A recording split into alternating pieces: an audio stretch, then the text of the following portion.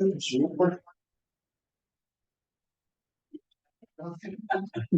guys want to join me in the pledge, please? It's a flag. The United States of America. The interior for which it stands, one nation, under God, indivisible, with liberty and justice for all.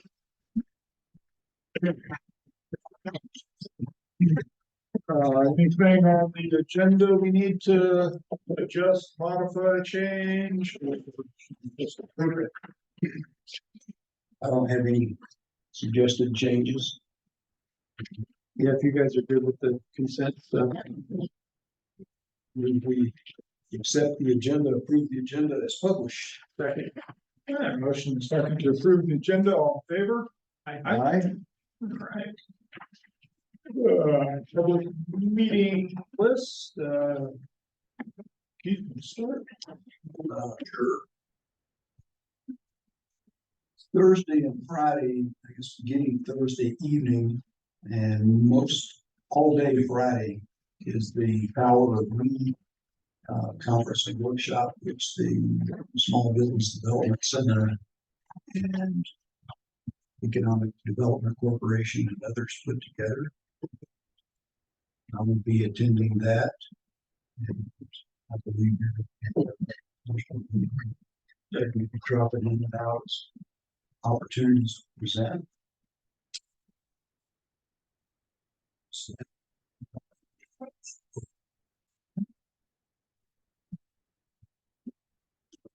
Monday, is the quarterly ESF 8 meeting in the afternoon.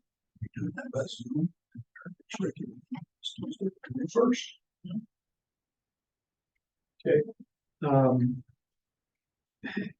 In theory, this afternoon, whenever we're finished, I'm heading up to Granby for the May Colorado Water Conservation Board meeting for 2 days. But the because of the storm, the facility that we have reserved doesn't have power still.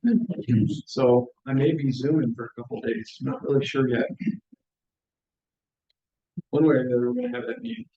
And I'll be stepping down as chair and handing it off to Nathan Combs from Rio Grande Basin. So that'll be the load off.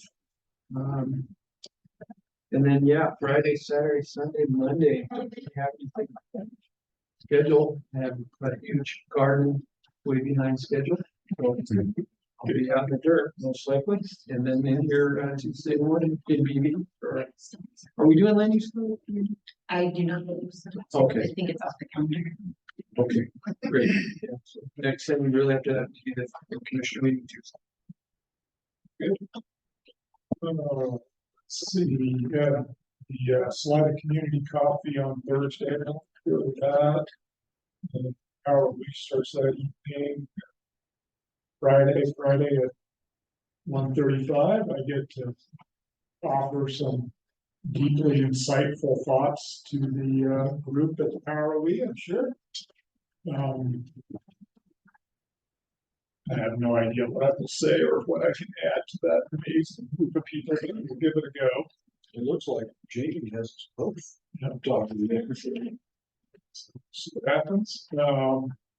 The EDC on Friday evening has their Ascent kind of finale wrap-up thing, which should be awesome. Maybe blended. That's something up at Gabe and Maggie, they have their new distillery on Highway 50, so I'll be there. Check that out. Good to see those guys. Yeah. And then if the sun's out, Christy and I will go rafting on Sunday. Be back at our meeting on Tuesday. Not a lot going on other than that's it's great. It's pretty exciting to see open time on the calendar. Public comment.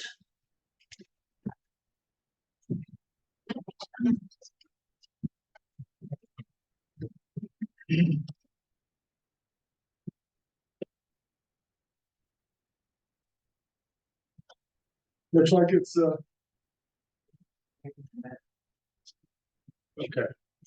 All right. Okay. Joe.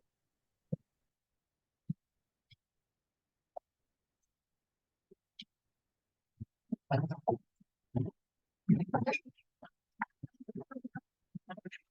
just wanted to clarify the last week. I was quiet just to expedite things. And it did get a little confusing. And I wanted to clarify that. And so what I've handed you is what happened last week. And it was postponement of a major subdivision of 10 acres into 5 2-acre lots. And the supporting documents are attached just for the record. And that's specifically what I requested over a year ago. And to clarify, it got a little mixed up because we're talking about a project that was over 4 years ago, which was a conservation project conserving, protecting over 90% of the land. And to clarify that, I am going to give you this.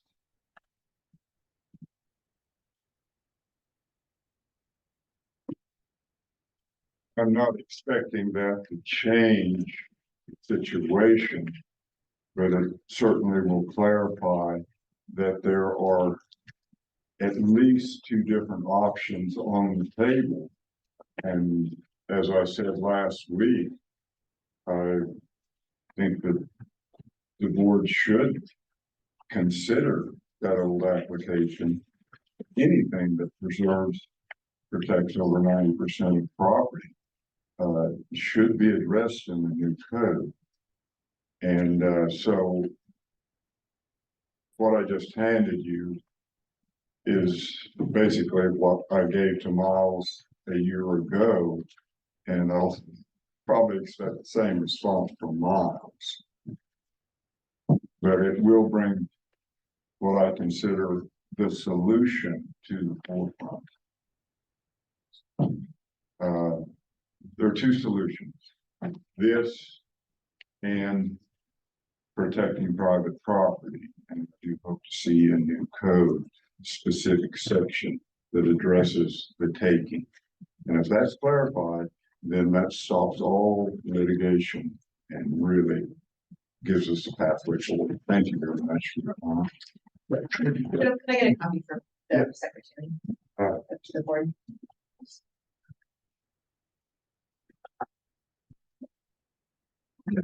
Great, thank you. That's everyone in the room. Let's see, let's go online. Give us your name and where you're from and what's going on. Yeah, hi, thank you so much. My name is Matt Nykiel. I live in Salida, and I'm here in my personal capacity. It's been a little while, but I know that there is, I think, either a work session or a board meeting later in June to follow up on considering potential amendments to the Energy Conservation Code to further incentivize energy efficiency and electrification in Chaffee County. And I just wanted to provide some additional information that there is an opportunity if the county is so interested. Although I'm not sure, maybe the county's already taken advantage of this grant program, but the Colorado Energy Office has a grant out for application called the Energy Code Adoption and Enforcement Grant Program. And that grant is specifically for local governments who are adopting the 2021 International Energy Conservation Code or better, which Chaffee County has already adopted the 2021 code. But if it were interested to pursue additional energy efficiency, this grant offers counties up to $125,000 to help building departments implement and enforce those grant programs. And at the last time I checked, I think the population in Chaffee County is under 30,000 still. And if that's still the case, there is no match requirement for that grant, which is pretty unique. The only caveat is that the grant deadline is May 31st. So it's a bit of a tight turnaround, but I did reach out to Chad Chadwick to let him know that that's an option, and if he is interested or the county's interested to pursue it, I'd be happy to help look into getting something in. It seems like a fairly straightforward grant, and again, it's through the Colorado Energy Office. So I just wanted to share that with the board in case that would be a helpful thing. So thanks so much for your time. Thanks, Matt. All right, is there anybody else online that has like to offer public comment? If so, you can just raise your hand.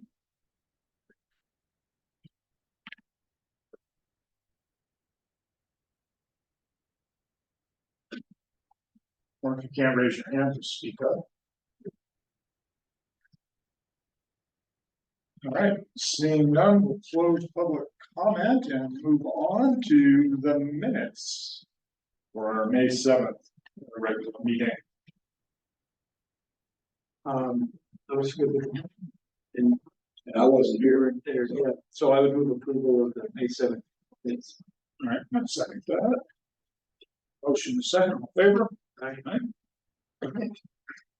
Mr. Chair, if I might, while we're still kind of fresh on the topic, Matt mentioned the population of the county. Just checked, and the last July's estimate was 20,617. So Definitely let that roll trippingly off your tongue whenever that topic comes up. It's changing every day. Consent agenda. I would move approval of the consent agenda, and maybe just note too that I'm very excited to be finalizing these common ground grants. Yeah, it's there's actually some pretty cool stuff on today's consent agenda that I touch bases on real quick. One is awarding the common ground grants, which is a total of 8.66 million, something like that. Huge impact in our community, both on ag, forest health, and recreation. And then also the Garna Generation Wild Planning Grant, which is really an amazing program. Jason and the team over there are doing a great job. We're really excited about that. And then the Safe Streets and Roads for All Transportation Planning Grant as well. So it's really great stuff there that will make Chaffee County even better than it already is. So I think we have a motion to second there. All in favor? Aye. Aye. All right. Contracts and grant consideration. Let's see, first up is approval of the jail-based behavioral services grant amendment number 3 with the state of Colorado. I can address this, if Okay. that's all right with you. This is an extension or an update of an existing grant we have for jail behavioral health services, providing mental health services. And the grant this year will be for $144,000. In fiscal year 2025, it will be for $135,000. This is the yearly review that comes up, and legal had no problems with the grant or with the grant terms. Yeah, looked up. Comments? Motion approved. I move we approve the jail-based behavioral services grant in the state of Colorado. It's made in our packets, and that's briefed by Attorney Knowles. Second. Motion second. Approve the services grant amendment. All in favor? Aye. Then next up is the engagement agreement with Clara Wilson and Harold for the technical consulting on the sheriff's headquarters. So yes, I'll take that one. So as you know, we've been working on developing scope and program for the sheriff office for the new, or what will be the new sheriff's office out at the former Salina Auto Sales on Highway 50.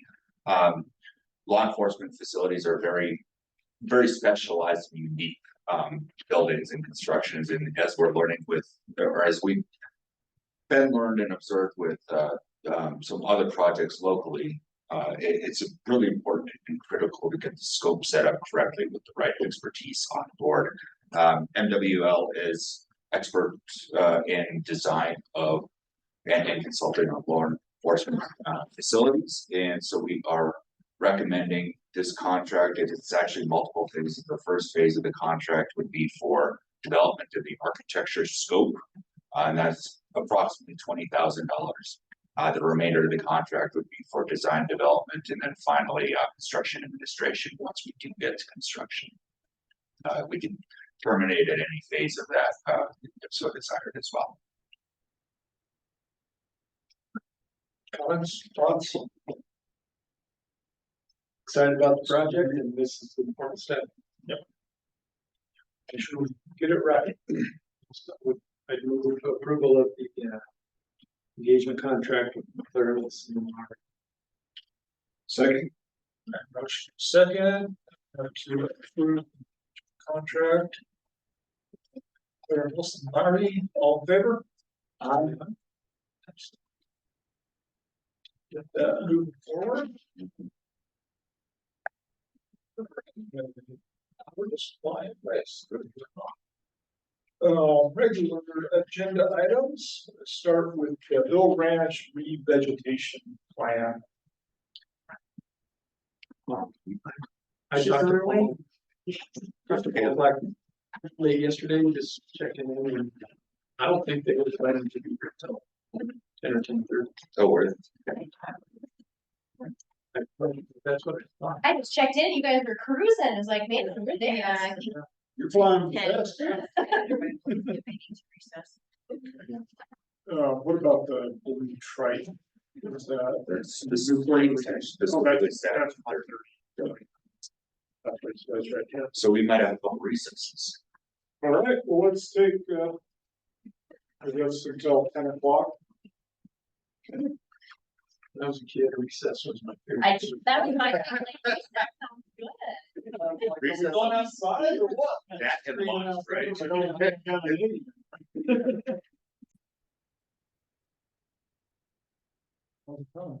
Well, I'd suggest maybe Mr. Flack and Kayla jump up to this table here, just as they're gonna be pretty involved in the conversation, I suspect. Oh, sure, Oh, that's sure. okay, these seats are more comfortable anyways. And well, I can kick it off and then have Come on down. Paul, Mr. Phelps, Kayla, others just jump in and fill in.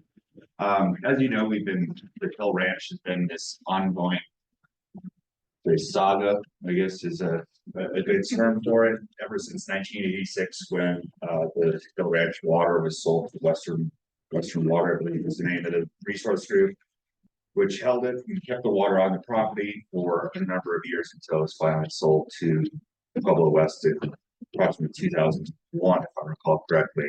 2006-ish, the Pueblo West took it through water court. And as part of that, there's a dry up and revegetation covenant. There was, as part of our negotiations, I believe on RICD, we got additional agreements, some settlement agreements with Pueblo West that relates to revegetation as the primary concern and how that revegetation is going to be implemented. There was an amendment to the to that settlement agreement, I believe in 2020, which addressed some items. Since 2018, Paul Fleck has been the primary in charge of managing this revegetation on behalf of Pueblo West. There has been some successes. As you drive down the highway, you can see certain areas that still need to be continued and continue to be vegetated. Ultimately, I think Pueblo West's goal is to have a goalpost and in line that is, okay, this is where we're going to be getting to. This is how we're going to know that we're done, and that we can all move on with our lives. The county's perspective, I think our primary goal is to ensure that the original terms of the covenant are met, and defining what that means. The terms of the covenant are somewhat vague and undefined. It says sustainable weed-free cover, which I think we all could have a different picture in our minds of what that exactly means. So over the course of the past several months, we have been meeting as a group to try to work through and come to something that would help us all have an understanding of what that means. Ultimately take that to water court and have that put into place as the determination of what we're going to do. There are a number of, and on a 1,300 acre property, there's a number of variables. There's now, I believe, 35 property owners across this acreage, which makes it even more complex as we're getting more land uses, more owners involved, more different types of uses, whether it's grazing, whether it's horses, whatever it might be. So all these challenges continue to compound. And again, that's where we want to get to a place where we know what we're aiming at, and how we're going to get there. So with that, I invite anybody else to tag on to that as additional context in the background. Just as well, first of all, I'm Paul Flack, and Doug Prohl, the vice chairman for the Pueblo West board, was planning to be here today. He had a death in the family last week, so I'm unable to make it. But he wanted to share that he was intending to be here. Knowing that I was going to be here alone, I can agree that he intended to be here. So, to follow up with Don's comments, he summarized it pretty well. And coming out of the 2020 settlement agreement, there were basically 3 areas that we knew in 2020 that we were going to need to address somewhere down the line. Those 3 issues were landowner exemptions. The idea there is, what do you do with folks that don't want their fields revegetated? The second issue was, what would be the establishment criteria?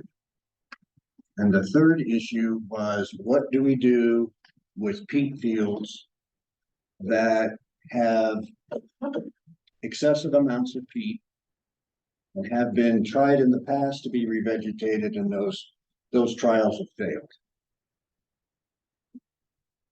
So those are the 3 issues that this amended agreement addresses. I'll try to tackle the landowner exemption. I think Kayla could address the establishment criteria, and then we can certainly talk about the peat mitigation that's been discussed.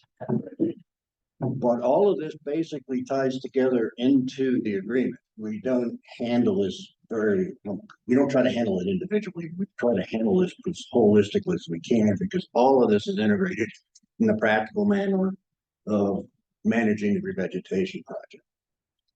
So with regard to the landowner exemption, I have, I guess, good news in the sense that I've been reporting to this Board of County Commissioners for the last 5 years that we've always had, from day one, before they even knew what the revegetation plan looked like, we've had folks out there that just did not want Pueblo West involved with their land. Previous experiences prior to my hiring, in some instances, have been pretty disastrous. And we fully acknowledged that when we came on board, and we fully acknowledged from day one that there may be a situation where folks don't want us on the field. In the 2020 agreement, we stated that right up front, that this project has very little chance of success if we don't have landowner cooperation. Well, through the course of these years, we started with about 11, 12, 13 out of the 30 that we had at the time that didn't, a third of them didn't want to participate. Over the course of the time and our ability just to talk to these folks, show them what we do, show them the results, show them what their expectations should be. We went from half of that group to 5, 6. We're down to basically one landowner. So I don't want to leave the perception that these landowner exemptions are going to be common. They're not. 98% of the landowners that are in the project now want to be in the project. But there are some that don't. And that does create a problem, because what do you do with folks that don't want revegetation on their field? But it's a legal requirement by Pueblo West. So there's a landowner conflict with a water court conflict.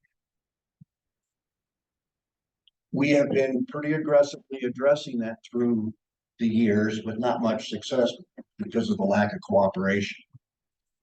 But Don, you may want to add, but Don went out as a result of our negotiations through this process this spring. Don went out 2 weeks ago to talk to the landowner, get some ideas that would be helpful to us because we don't have any communication with them anymore. So, Don, I guess I'll let you kind of briefly inform everybody as to what the context of your discussion is. Well, it's interesting, and I'm not gonna name this particular landowner, but I think he had some concerns with the his perception of the success of the revegetation efforts on nearby properties, and is still not interested, particularly in having Pueblo West perform the revegetation. He still wants revegetation to occur, though, and so there's a little bit of a conflict there. Internally, we've been brainstorming some potential ideas and solutions for that. I think there might be opportunities to continue to pursue that discussion, but I haven't pursued it since then.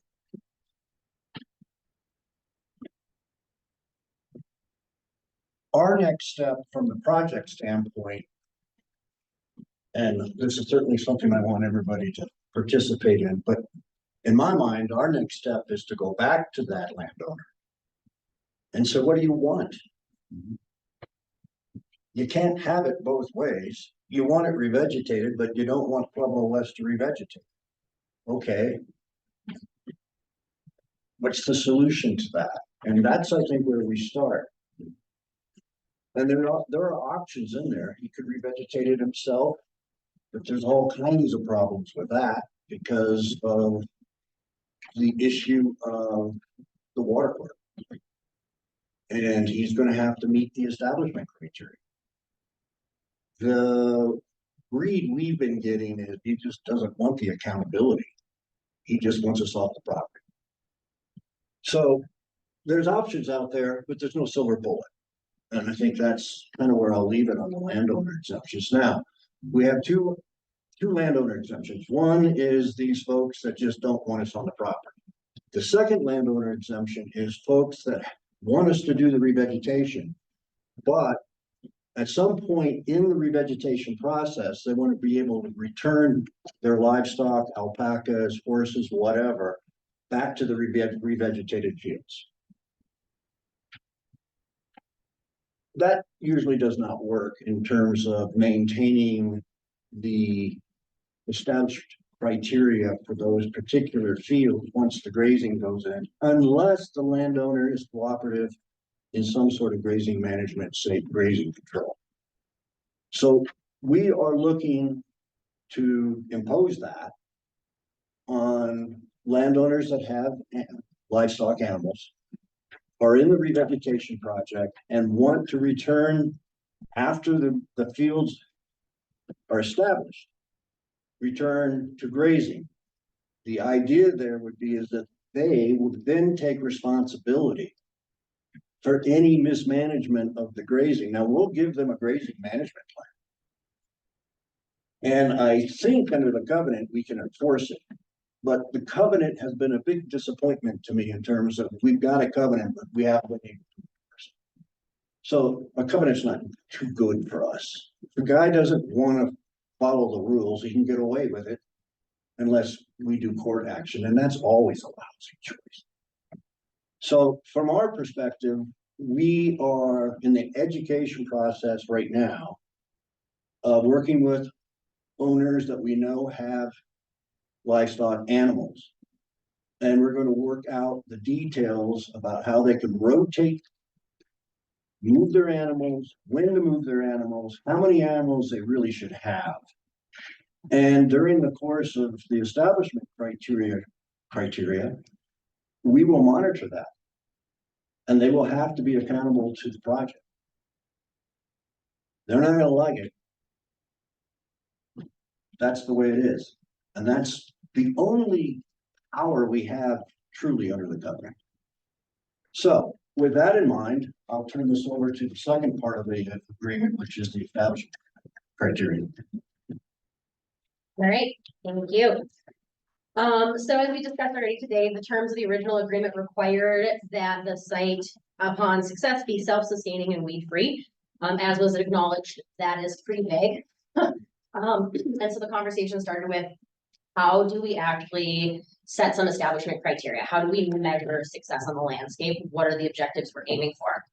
And so I spent some time in the off season and thought about what is self-sustaining and weed-free, and looked back at some of the concepts of ecology, restoration management, and proposed that we engage in a process of measuring sites that are provable, self-sustaining, and weed-free.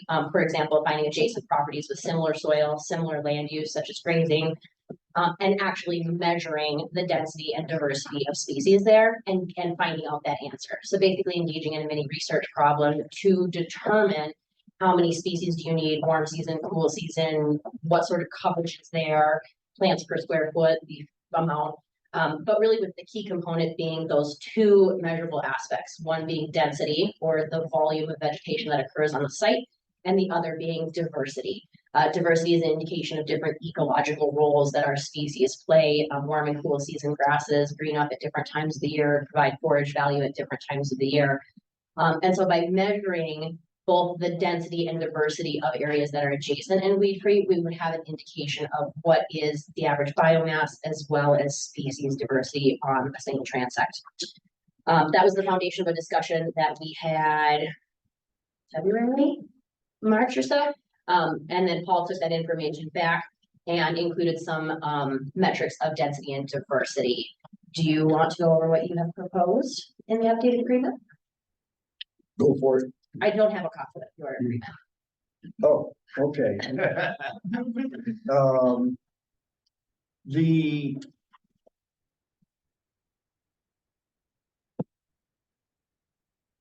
concern that we have been getting, and the concern that Kayla has indicated to us is, and this goes to another concern, is we need long-term sustainability.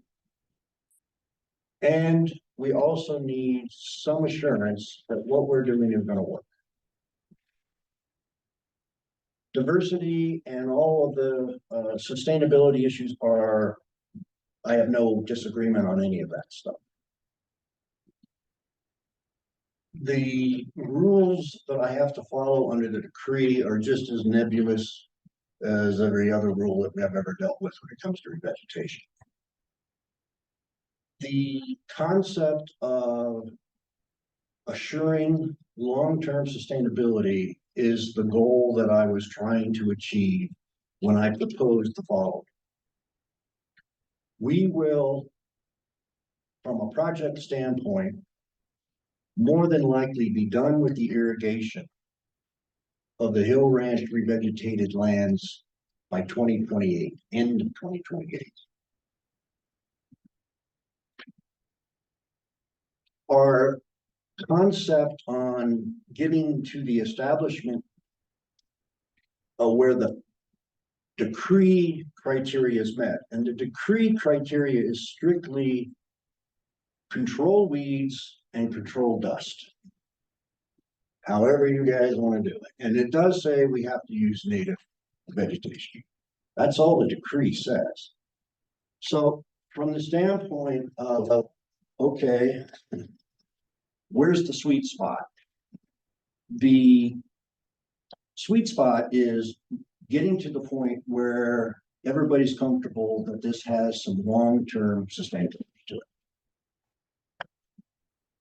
I have proposed that after 2028, there will be a retained jurisdiction under the water court mandate that goes for 10 years. During that retained jurisdiction, anybody can come into the water court case and state that something's not right. And we need to readdress something in the water court decree itself, because during retained jurisdiction, it turned out it didn't work. Revegetation falls into that category. I think mostly retained jurisdiction is for revegetation. I am proposing that this project not end in 2028, but maintain a presence on Hill Ranch under the covenant to maintain any of the revegetated fields, however Pueblo West and the county sees they have to do it. And that would run for 10 years. In essence, the revegetation plan gets extended to 2039. And then just for clarification, that would allow for functionally 10 years of non-input on the site. So that would be approaching the self-sustaining requirement, no inputs, no water, no fertilization. So that 10-year time period between 2028 and 2038 is an evaluation time period to measure if the fields will be self-sustaining. Sorry. No, that's right. So You have a slight disagreement about the first part. Potentially, I think the clarification there is the decree versus the agreement and what that functionally means and the roles of those different documents. The agreement requires self-sustaining and weed-free. I guess I was not clear of the specific implementations of just dust management and nuisance species under a decree. I guess I didn't realize that those were different documents as far as their impacts.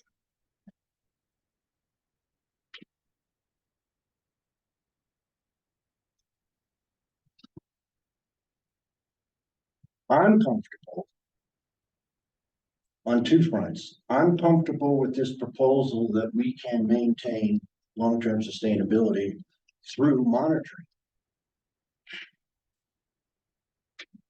And given that, the idea that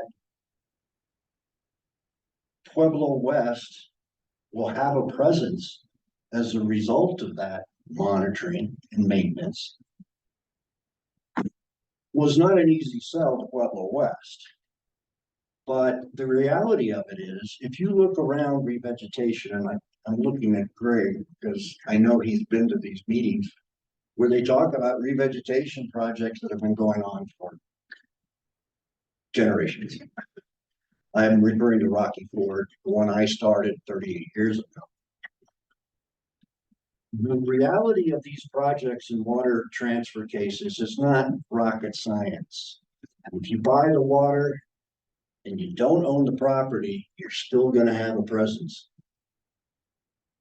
The long-term sustainability is critical for any revegetation success, and nobody here has had any argument with that. So my goal is to get to the long-term sustainability so that we accomplish what we kind of came here to do.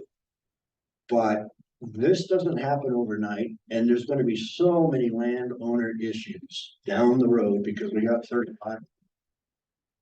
So it's not like, oh, well, we just drive around in a pickup truck for the next 15 years. We've got constant input to us all the time.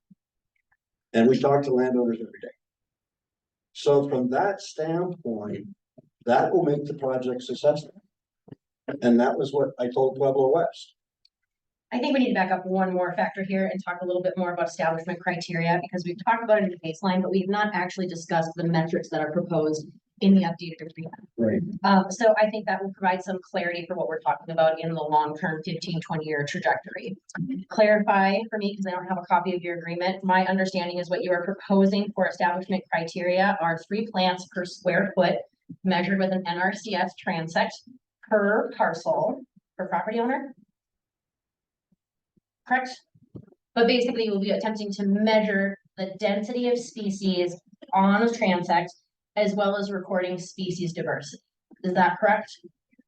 There will be the criteria is 3 native plants per square foot pursuant to the NRCS standard that we are following pursuant to the water quality decree. So 3 native plants per square foot is the measurable piece of information that we are currently discussing. Correct. It would be the average over the 3 transects for each field. Would have to be 3 plants per square foot or higher. And when you say per field, can you tell me what that means? Is that owner or is that 40 acres or variable? It's variable. I think the easiest way to answer that, Kayla, is one owner could own more than 1 field. So one owner might own 3 fields. There's a little bit on soil types and some other criteria that establish what a field is. I wish, no, we're not that, it's a fence line. Okay. So Okay. we do really do by property owner. Okay. As long as that has worked now. I guess the other part to understand is we've got about another half of the ranch to do. We're halfway through the project. And, but to date, we haven't had a landowner dispute between who owns what pasture. And real quick before we leave diversity, it has, if my recollection is correct from the agreement, I've got it for some dive into. 5 species is the seed mix. Thank you. Thank you for bringing that up and Taylor as well. Diversity is a big deal to us. And we are committed to use at least 5 different native species that are known to be locally adaptive in our mix. This year we have 7. And we will continue to do that. And it only makes sense for the reasons that Kayla described. We need the diversity. Diversity helps long-term sustainability. No argument for me on that. Thank you. Okay, and then remind me, are we proposing that there will be some minimum required amount of diversity on that transect, like measuring at least 3 different species or 5 different species? No, the idea would be is that if they were native plants, it would meet the criteria. Okay. Thank you, I appreciate the clarification. I know there was just a little bit of a difference between what our discussion and then the version of the notes that were there. So I'm just trying to balance my memory of conversations versus the notes that I've had the chance to review. As we all know, devil's always in the details, and this is for the commissioner's information too. This is still a work in progress, but the intention here is to provide an update. Also, I see at least 3 nearby property owners that certainly probably have some interest in this as well, and provide some of that information to the public if they can about. This will continue to evolve, but the intention and the goal is to have this this agreement firmed up and finalized and ready to send to water court this fall.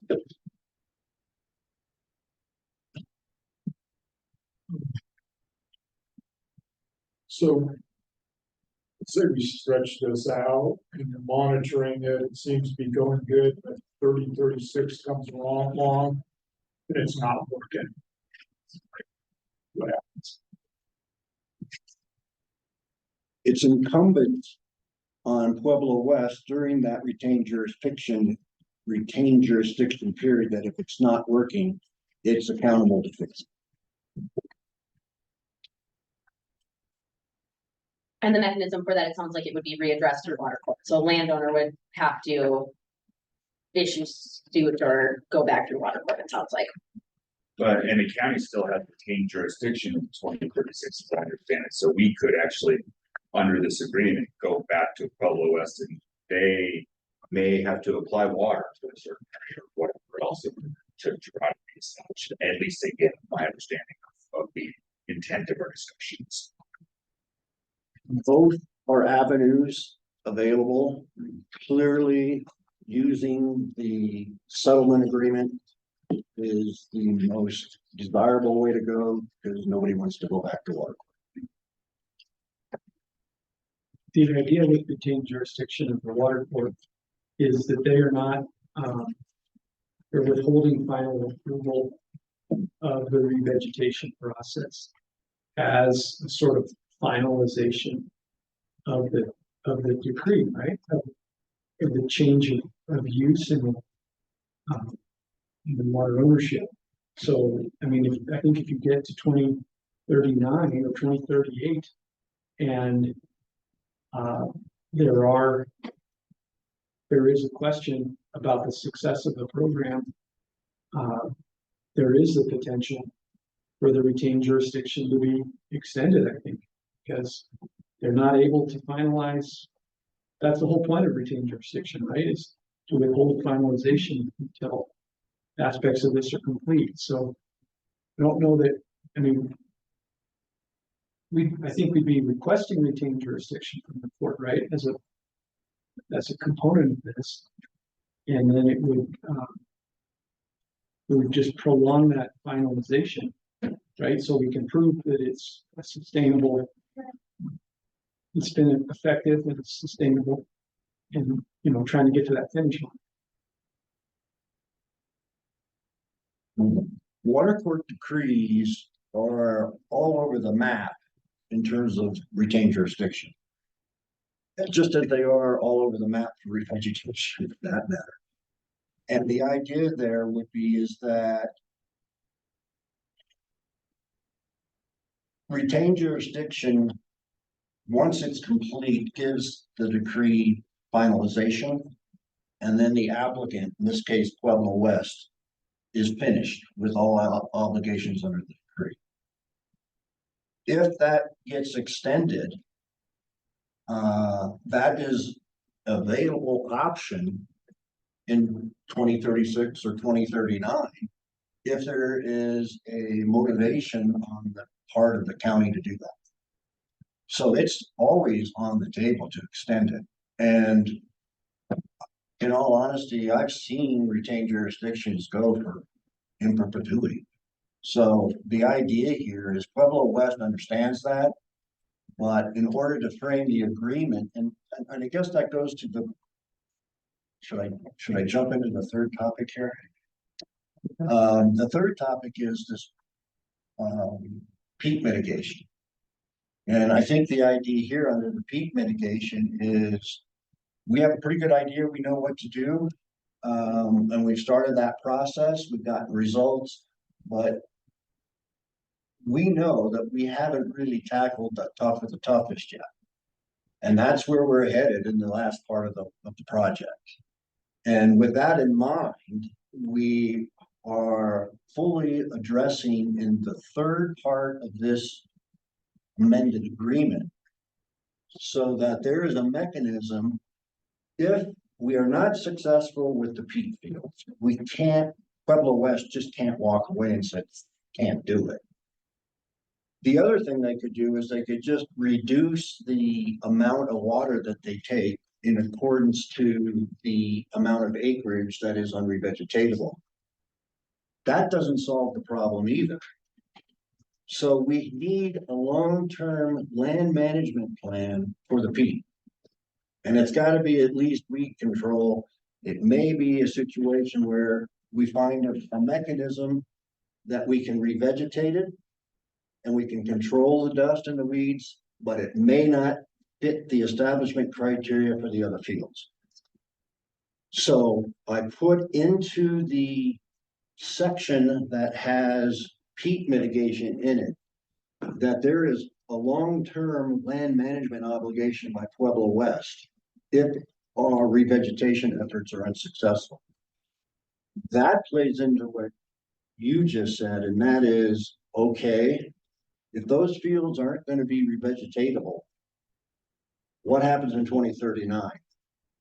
In 2039, we all talked about, then you extend retained jurisdiction.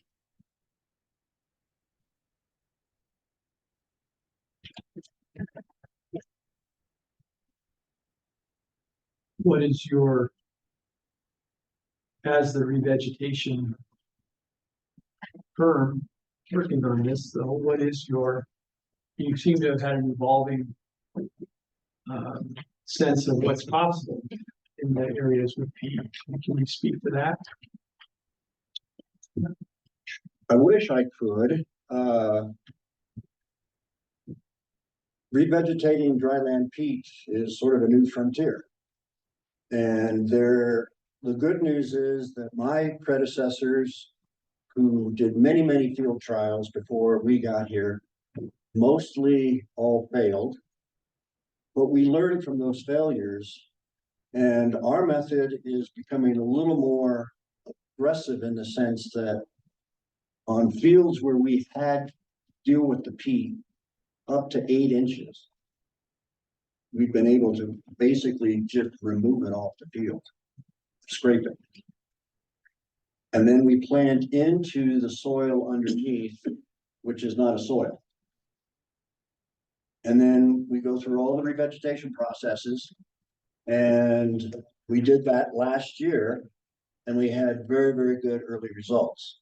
The problem that we had last year on our peat fields was we had a major ditch blowout in end of June. And it was catastrophic. So we had to shut the ditch down for over 6 weeks. Right in the middle of the summer, right when you're trying to get little germinated seedlings to get going. So we had a pretty high death loss. However, we reseeded that field during the shutdown. And then when the water came back on, we irrigated like crazy. And we think we're going to have a pretty good result. We don't know until this spring to see what survived the winter. That's where we are on the peat. I've never made any predictions that that's going to be a slam dunk. We can do it. Pat myself on the back. We know it's a challenge. But so far, the results have been quite positive, and I don't see any reason why we wouldn't continue down that path. We'll take it slowly. We don't want to scar up the land, but I think the idea here is that we think we can revegetate it with pretty much the same standards we're using on the other fields early in the game.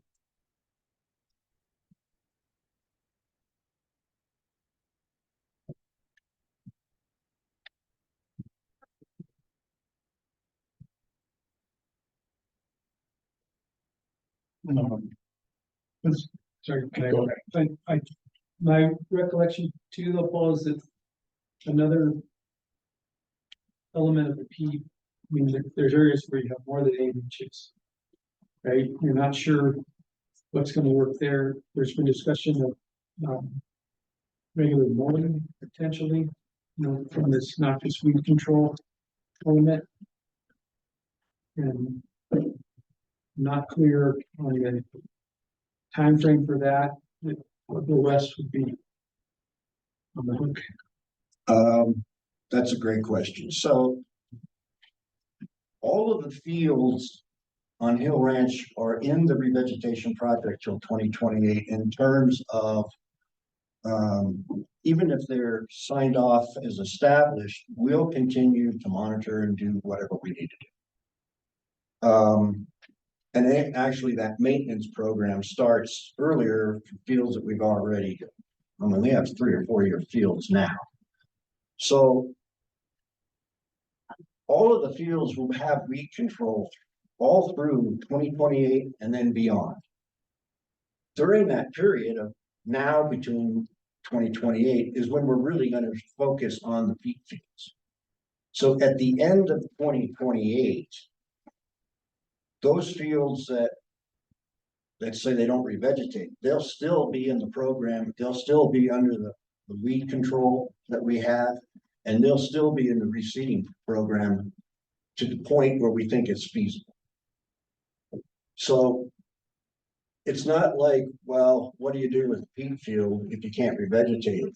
We're going to have that peat field in the program till 2039 trying to figure out how to revegetate it. And if we can't revegetate it, it will be maintained as far as the weed program is concerned. It will get mowed, it will get sprayed, and it will continue to get reseeded.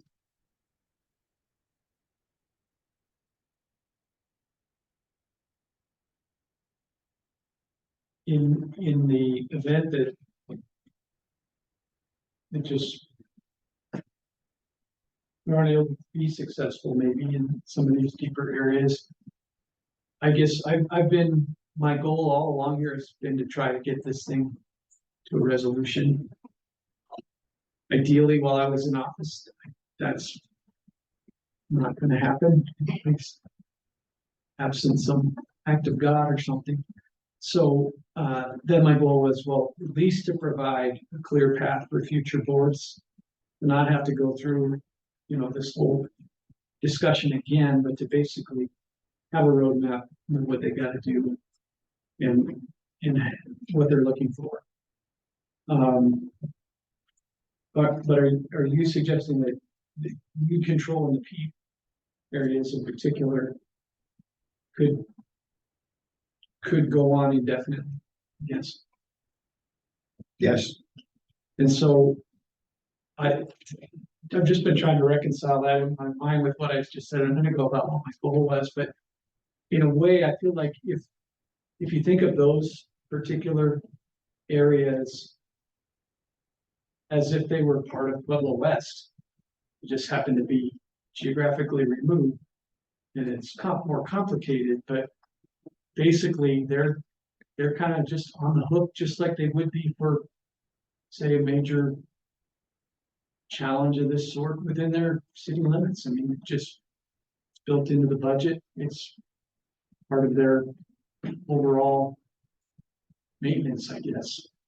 And maybe there's an entity like you that's doing it. Maybe they're doing it. Maybe we're doing something with the county, building it into a bigger program. I don't really know, but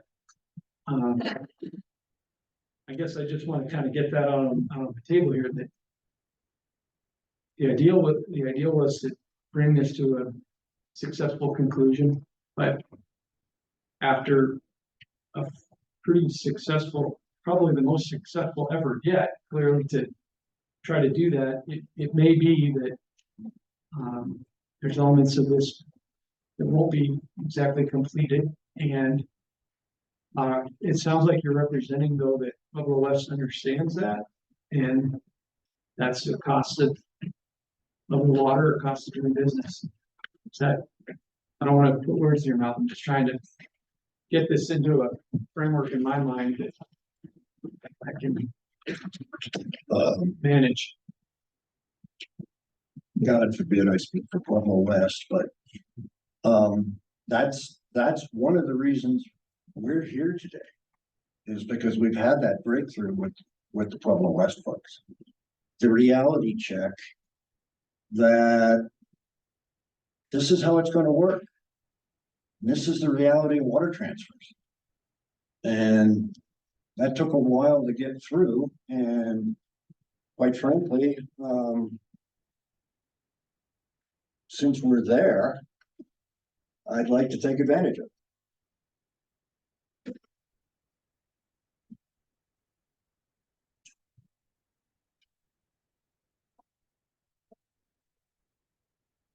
So I'm curious, from your point of view, how is it work? I think that's a good question. I am a weed manager. I'm not really a restoration specialist or that level of ecologist. So I'm definitely approaching this from the weed management perspective and through the lens of my daily goals, which is protecting constituents from the long-term impacts of non-native vegetation. And so keeping in mind with that, I think we have turned a corner. I think including measurements of density and diversity are critical in the bare minimum to even decide. My perspective is the habitat that we're working in is so unique that I feel like we do have to measure what's there before we can just make these choices. I think 3 plants per square foot is good, but I don't know that that's real compared to non-irrigated land. And the same question with diversity. Interseeding 5 is great, but if we only measure 1 per transect, does that meet the goals and objectives? So to me, we keep going back to this density and diversity measurement. I'm very happy that we have moved the timeline of retained jurisdiction to that 10-year. I feel very comfortable with that because you'll have a good idea year 3, 4, 5 in. So I'm very comfortable with the progress that has been made and the conversations that we're continuing to have. The last components that I'm going to continue to stick on and am really, really confident needs to be in our final agreement are measurements of density and diversity. And I think we've come to a place of agreement on that.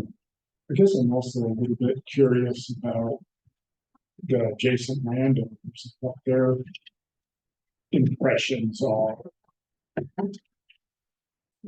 There. Cassie, trade out. They're more comfortable chairs, I promise.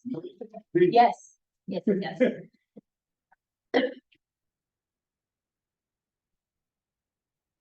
I'm Bruce Cogan. This is a totally unrehearsed speech. I've been watching more with curiosity than here to offer any input. I'm not directly adjacent. I'm probably half mile away. The dry up had a significant effect on our irrigation. The underflow in the meadows was very significant, and that's dropped considerably.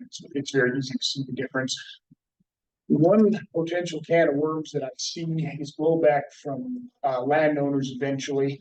People chronically overestimate the carrying capacity of their land. I have a piece of state ground north of Chalk Creek. It receives more precipitation than the Hill Ranch. My carrying capacity works out to about 1 cow calf pair per 60 acres per year. So this would be less than that. So when people want to restock and they put 2 horses on 10 acres, they're going to be able to either leave them there for 1 week or they're going to have nothing. It's going to be there again. So that's, I don't know the answer to that, but that's the problem.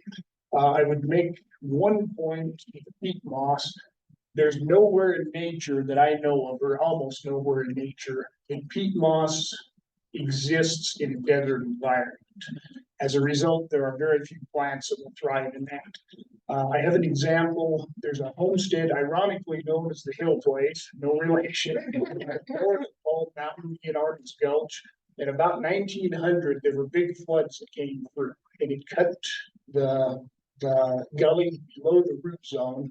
So there's a gully 8 or 10 feet deep below the ancient meadows. And over 100 years later, there is almost nothing growing in peat moss. So it's just a comment. It's, you got your work cut out for you, Paul. So that's my sermon. Okay. Thank you. Sure. I'm Nancy Roberts. I would say You gotta get Come on. We can hear you, but the universe can. they don't want to hear me.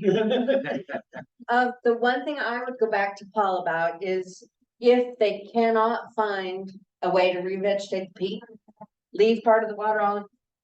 That's the only long-term solution. If that is the only long-term solution, then that's what needs to happen. Continually spraying and weeding and cutting isn't going to cut it with the peat. But I'm thrilled that they're gonna continue to work on this because it is not there yet. And I will second Bruce. I live down further from Bruce and we have definitely seen springs dry up, a lot less groundwater flow. I mean, it's made a considerable difference in all of our land to have a lot of water. Thank you.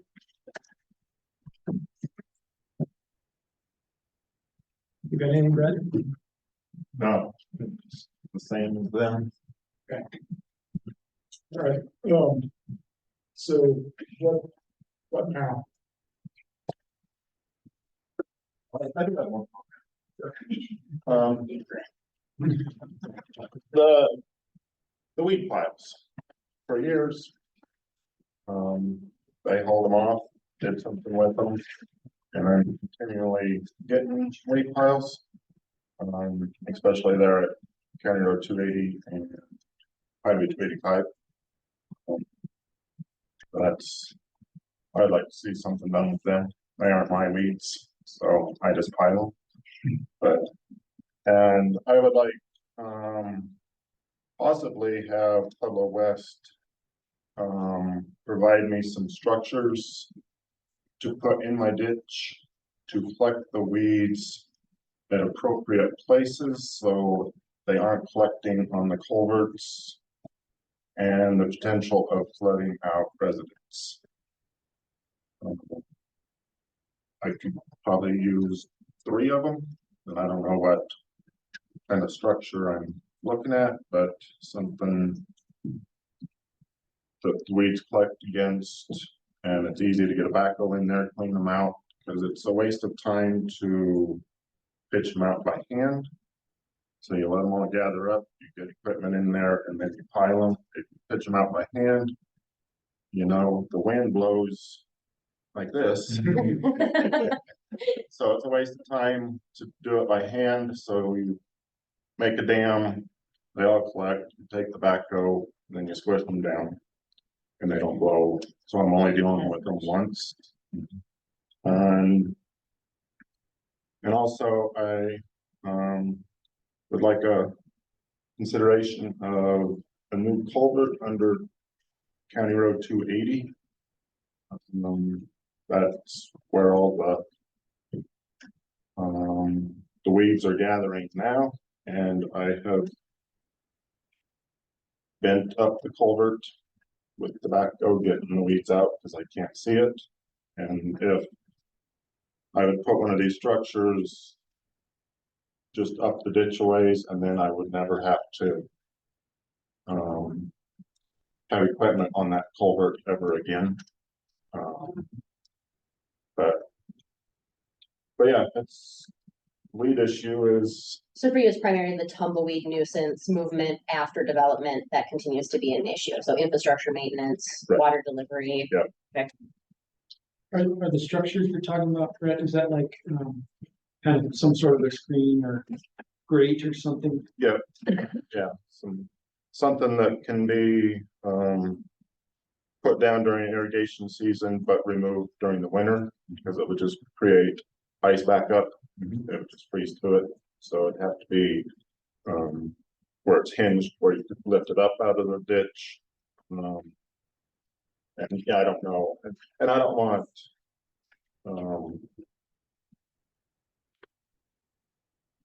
if there's like 3-inch gaps or 4-inch gaps, it doesn't have to be really small. Because yeah, the tumbleweeds will collect on it.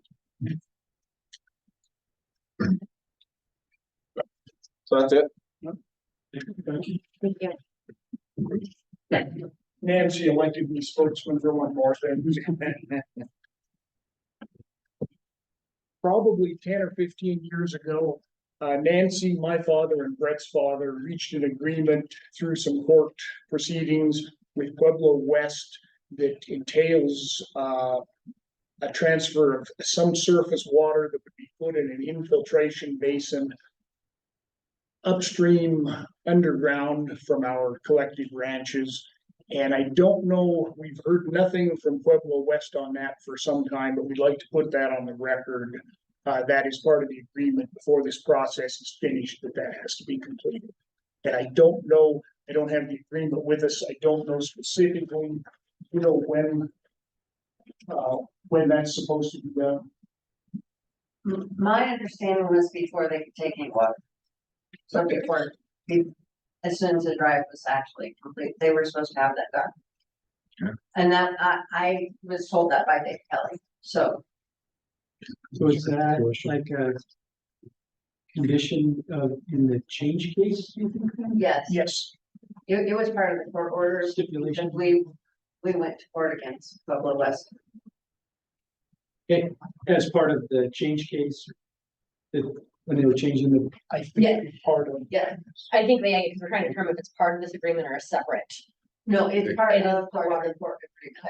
So it sounds like that was the original, 10 to 15 years ago, we were gonna like 2006, 2000. I think it was 20. 20. I think That would probably Yeah. not 2006. So the original water case. Have you seen that in the decree? This doesn't ring a bell. but I'll certainly look into it. Okay, I mean, guaranteed I'll look into it. okay. Thank you. Appreciate it. Any, Well, what I was gonna ask if any of you have a copy of that agreement. And if it's been recorded, if we, the county, and those who follow us will have access to it. I don't know if it was recorded.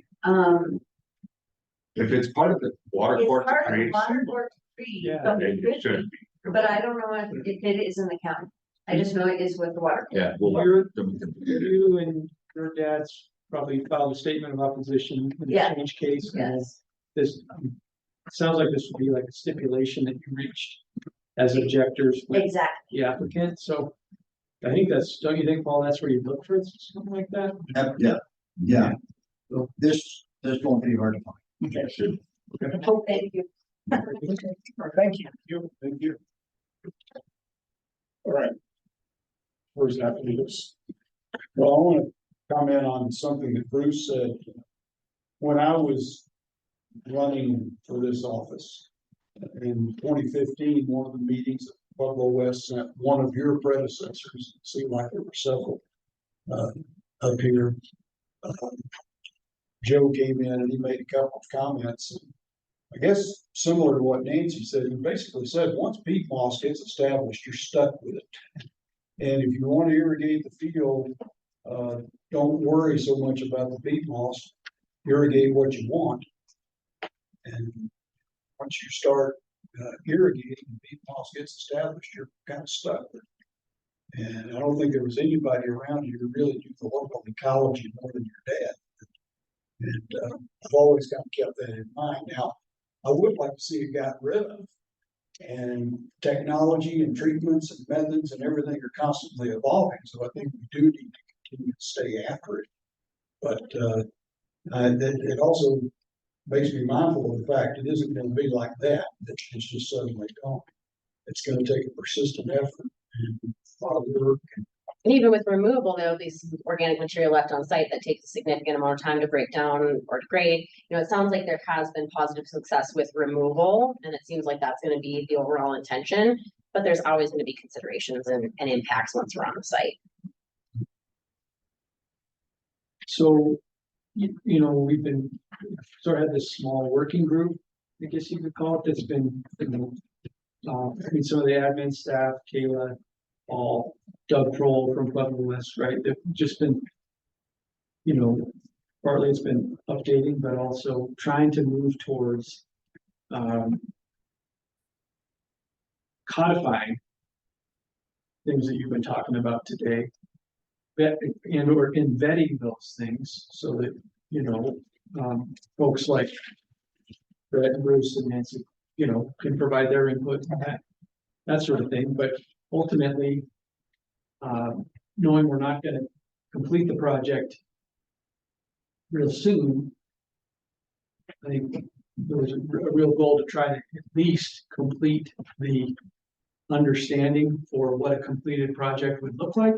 You know, like I said earlier, kind of create a roadmap so that we're not, so that we don't keep having these conversations, but we know what we're working on. We can continue to check the boxes and ultimately get this off the plate and have as good a result as possible. So I know we have talked about, I mean, part of the reason we're meeting on this today was to try to get this proposal, and I think not only the written document, the written version has been circulated, but at least I don't think it has, but it sort of, you know, lays out the things you talked about. But I do think that, you know, within this group, there was a real goal to try to pull this in together by early summer, let's call it, with the idea that if we were going to amend the settlement agreement, which is tied to the decree, that we would then be able to hopefully agree on that, go hand in hand to the water court and say, hey, you know, these are the two main parties here, and this is what we have agreed on in terms of filling in some of the gaps in some of the water court's work, you could say. And also, you know, laying out this retained jurisdiction and getting all the elements sort of engrossed into the guiding documents that we've been working on. And so I guess, Paul, can you confirm that is the plan, or amend what I said and give us, so these guys are aware, you know, like, well, okay, what are the next steps? How are we gonna get from, you know, yet another conversation, but to something that people can really hang their hat on? Right, so, first, just let me say from a project perspective, I really appreciate you guys being here and taking the time. to be here. Um, My stakeholder group includes these folks in every decision we make on that. Because that would help us define success. These folks don't think we're successful, they we're successful. So with that in mind, the idea would be is we've got these three remaining topics. And in my opinion, we are very, very close to resolving all three. And this working group that you've mentioned is probably the most efficient way to do it. But we can wrap up the landowner exemption, one way or the other. Establishment criteria, and then this whole idea of long-term peak mitigation. Those are already in the drafts amended settlement agreement. So I don't think this is a big laborious, but the last 10 yards of the 100-yard dash are the toughest, right? So my eyes are wide open. And with that in mind, the idea is we need to keep plugging away. But I do see the vision in terms of the agreement and the idea that we can incorporate as much as we can and be as inclusive as we can in the process would be the final goal. But I don't see this as, I mean, we've come a long way in 5 months. So from my perspective, we're really looking at establishment criteria, which is what are the goals? 3 plants per square foot. We'll talk about diversity on that. That's a very clear, measurable, attainable piece. And I think that provides a lot of direction to aim for. It gives the opportunity to measure in the field. We can come up with an answer and see how close we are to that, how close Pueblo West is to that. And it gives us a better idea of how we are doing with that long-term success. So once we have this establishment criteria in place, then the landowner exemptions kind of play in. So it's to me a minimum standard, even for those who would graze would have to meet this establishment criteria and then be allowed to have livestock graze. The peat is a little bit different in that we're not sure whether or not it will ever meet the establishment criteria. So they're kind of 2 different trajectories. Here's the criteria. Livestock would potentially hit, and then maybe waiver, we're not sure. Peat, we're not positive that it can even hit that criteria in the first place. So the establishment criteria is the goalpost, and then those 2 exemptions are ways to potentially deal with sites that may or may not meet that criteria to be determined. Yeah, great. I make sure I summed it up correctly, because those are kind of the way that I'm structurally thinking about it is establishment criteria requirements, and then exemptions are modifications to that requirement. I'd like to see some kind of woody, you just can use sagebrush as an example, woody bush planted. Because you get a snow, you get wind, the snow drifts around the woody bush, the grass, the moisture is going to stay there instead of blow away. I believe some kind of small woody bush would be really good to see out there. Are you seeing any natural recruitment of any shrub components, fringe sage or any of those more club shrub sort of aspect yet? No, but I think that's still too early. Mm-hmm. Right. So one of the pieces we did include originally when we talked about the reestablishment criteria, they were originally talking about 3 plants per square foot. And that was gonna be just grasses exclusively. We have widened that definition to incorporate natural recruitment of subshrubs or herbaceous plants. So the success criteria was expanded beyond just seeded species to incorporate some of those mechanisms of succession over time. There has not been a requirement to reseed those later successional stages at this point. Just for clarification. Cattle and wildlife both utilize shrubbery a lot more than people realize. In a dry year, cattle sometimes will do quite well on woody species when there's no grass growing. So I think that's a critical. And we have a strong natural shrub component, whether you're talking about like those rabbit brush pieces or the subshrubs or these fringe stages or stage components, like it is a pretty strong component, though it's a later successional pathway. You don't typically get those subshrubs early in these restoration processes. So I agree, and I think the value and long-term importance needs to be there. I don't know if it'll recruit naturally or not, which to me is really the value of continuing to measure changes over time. At this point, we have some fields now that are 3 or 4 years post implementation. We can get a better idea of what to expect on those fields that are 1 or 2 years in implementation based off of those 4-year trajectory. So that's really another value of making sure that we include diversity metrics, is that we can start to line up what that could potentially look like in a 10 or 20-year span based off of what we're already seeing in the fields. So really by adding a measurable component year over year, it allows for some adaptive management between now and 2038. Question for Paul. Paul, you said that, and Kaylee, you may be able to answer this as well, but the updated agreement specifies 3 native plants per square foot per parcel. Okay, those 3 variables, I can get my head around those 3, and then Paul said per owner. And that's either another variable or another qualifier that I can't quite, that's like 4 arts on the matrix. 4D is a little tough. Right. That even confuses me. Okay. I must have misspoke. We are signing off by field, and then the field names are by owner. So in other words, it would be the, so-and-so field, this field, so field 1A, field 1B, but we don't come up with clever ways to identify the fields. It's basically the owner plus whatever, 1, 2, 3. So the field is your smallest management unit. The field is where the fence is. Okay. So if there are unfenced properties, that might be more than one owner in. Or a large property could have more than one field if it's fenced.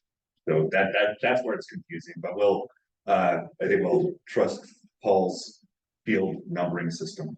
Well, the reason I asked, not just for my own understanding or non-understanding, but it's that, how complexities in the law and in agreements and things, there are those people who will try to capitalize on any little nuance that they can. So we just want to make sure we had clarity there, and we collectively aren't drafting something that could be unenforceable if somebody finds a little bit of daylight in there somewhere. Good thing we got an attorney. There's 2 of us on share ownership of this parcel, or that sort of thing. Keep that one to legal. They'll make sure it's airtight, bulletproof, No Right. run through the cracks. Yeah, burnt Tupperware. and I think one of the conversations that we haven't finalized this discussion, is that ultimately any sign offs or any acknowledgements that, yes, this is done, it's going to be recorded in the property records at the clerk's office. So that way there is some transferability, because frankly, all these same owners are not going to be the same owners 15 years. So there is going to be transfers. There probably will be more subdivisions, regardless. So as a result, we do want to make sure that shows up and future owners know how this relates to their property and the covenants and everything else. Next steps. Next steps is, I think, we continue to work to clarify some of these details and get them down to the table. So again, we all understand what we're looking at, what we're aiming for. I have one of my next steps is to go back to the property owner I was working with to see if he has some suggestions on how to make that connection of don't want Pueblo West to do it, but still wanting to occur and get accomplished correctly. So develop some options to make that happen if that could be acceptable to all. So, and then finally, again with the Pete, as Nancy Roberts suggested,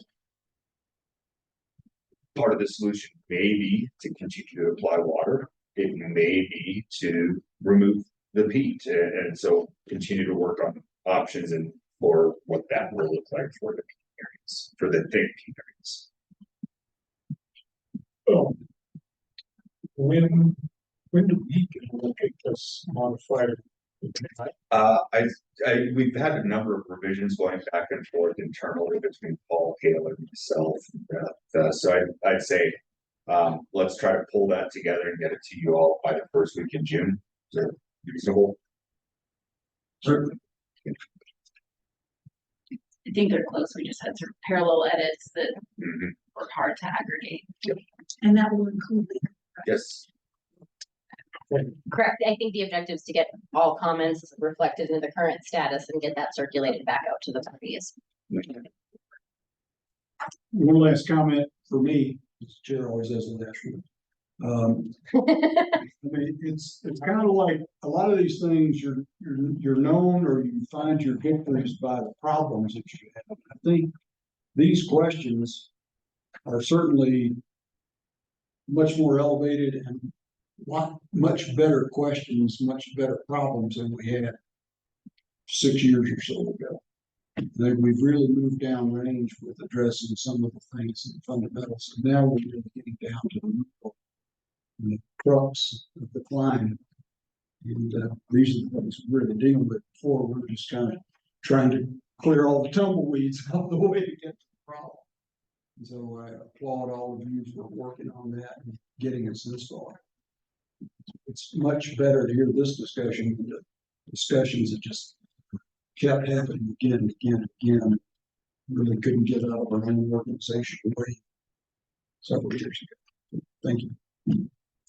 And then, so the Brett's question about the culvert, some of those structures to help with the weeds, where does that land? How do we deal with that?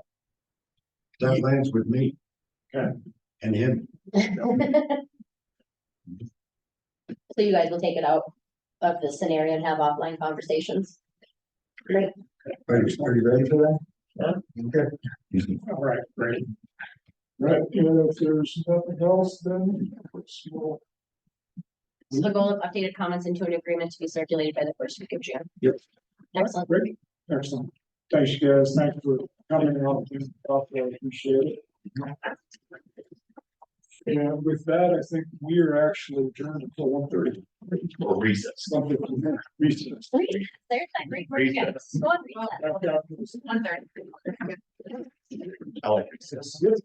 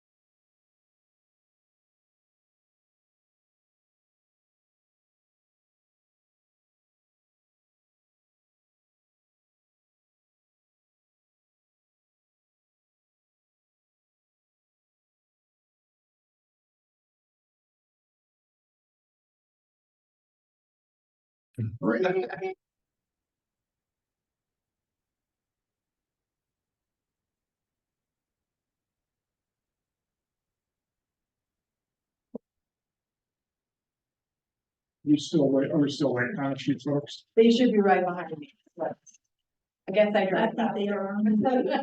Rest people of it. Really?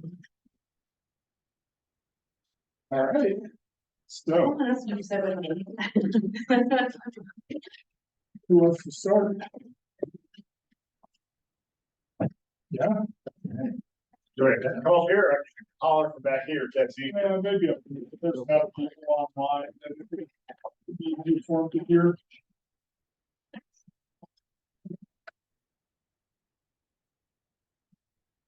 Thank you, commissioners. Miles Cottom, planning director, presenting the staff report for the 2023 or the review of the 2023 Blue Triton Brands annual report as required by their 1041 annual, or I'm sorry, their 1041 permit. We did submit a fairly lengthy written staff report. I don't plan to go through necessarily every piece of that. We would stand by the qualifications and requirements and requests in the report.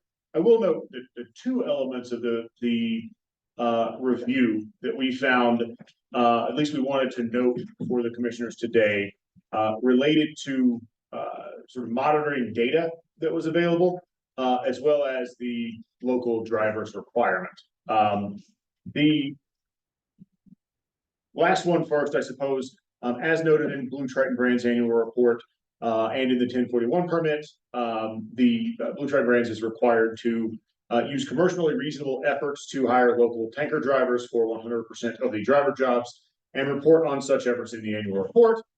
As noted in the report, their trucking contractor, DG Coleman, employed, I believe, 16 total drivers. 2 of those were local, 14 of those were non-local. They noted that the specific efforts to recruit local drivers were listed on page 13 of their annual report. Blue Triton Brands and its trucking contractor have made continuous efforts since 2010 to recruit local drivers. Last year, they paid $4,611 in local media advertising, falling short of the required $5,000 by $389. The company is committed to making up that shortfall in 2024 per their report. They indicate they will add that to the 2024 advertising section. They also presented an argument that I imagine they're willing to go further into today, but at least that they are over the total target for programmatic, philanthropic, and product donations and local advertising for the year. So that was one sort of more or less noteworthy element of this, and the other one was related to the sort of monitoring data that was available.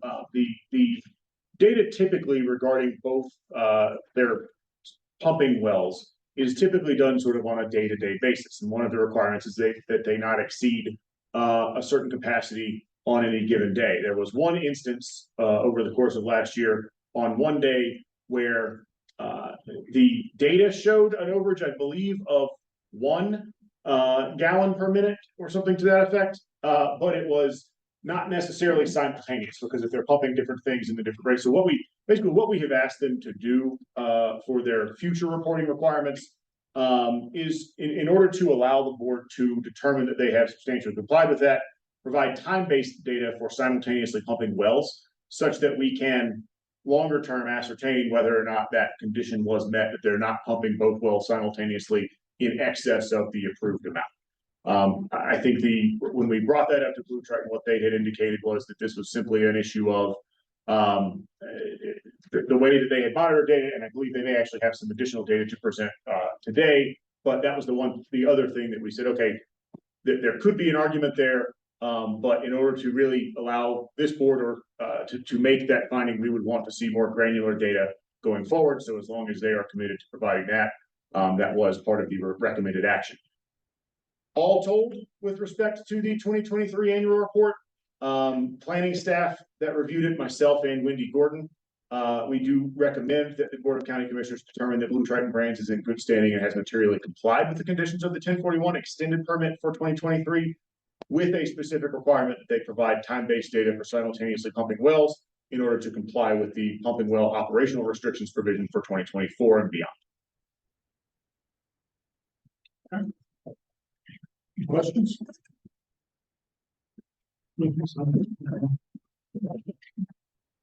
Nothing. All right. You guys have a presentation or something? Yes. You all just briefly, but. Yeah, sure.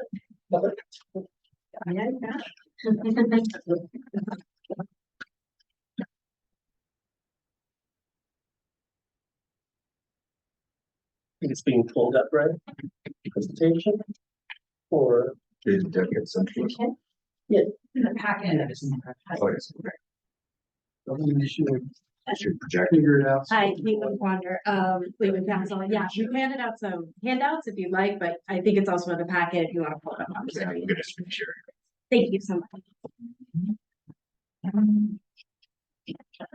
Take me about a second, sorry about this. No worries.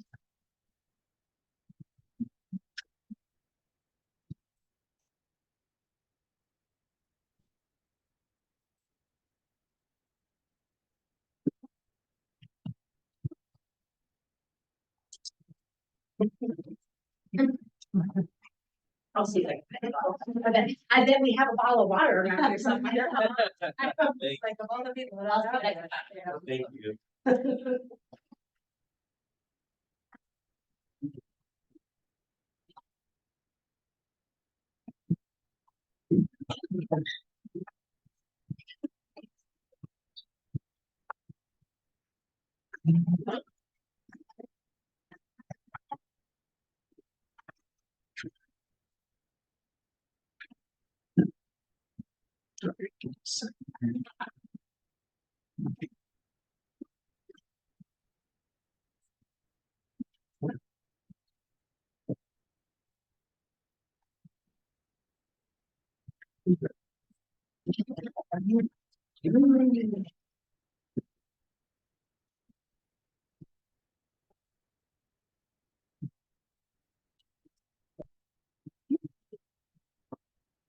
Any others?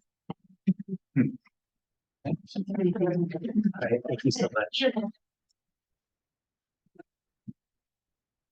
I don't know if we product placement.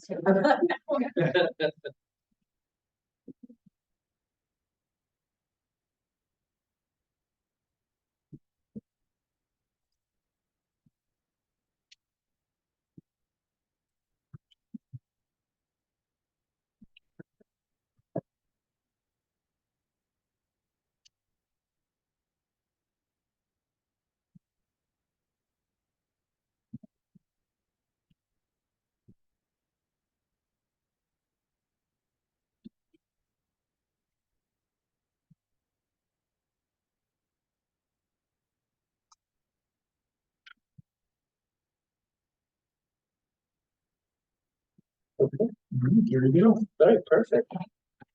My name is Tam Fan. I'm the Senior Springs Resource for the Western region, specifically the Arrowhead brand for Blue Triton Brands.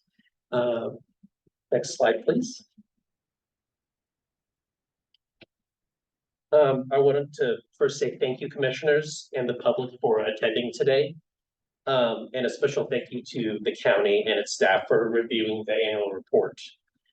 Today, we're pleased to provide a comprehensive overview of the 1041 annual report, which was submitted to the county on March 1st, 2024, and reviewed by county staff.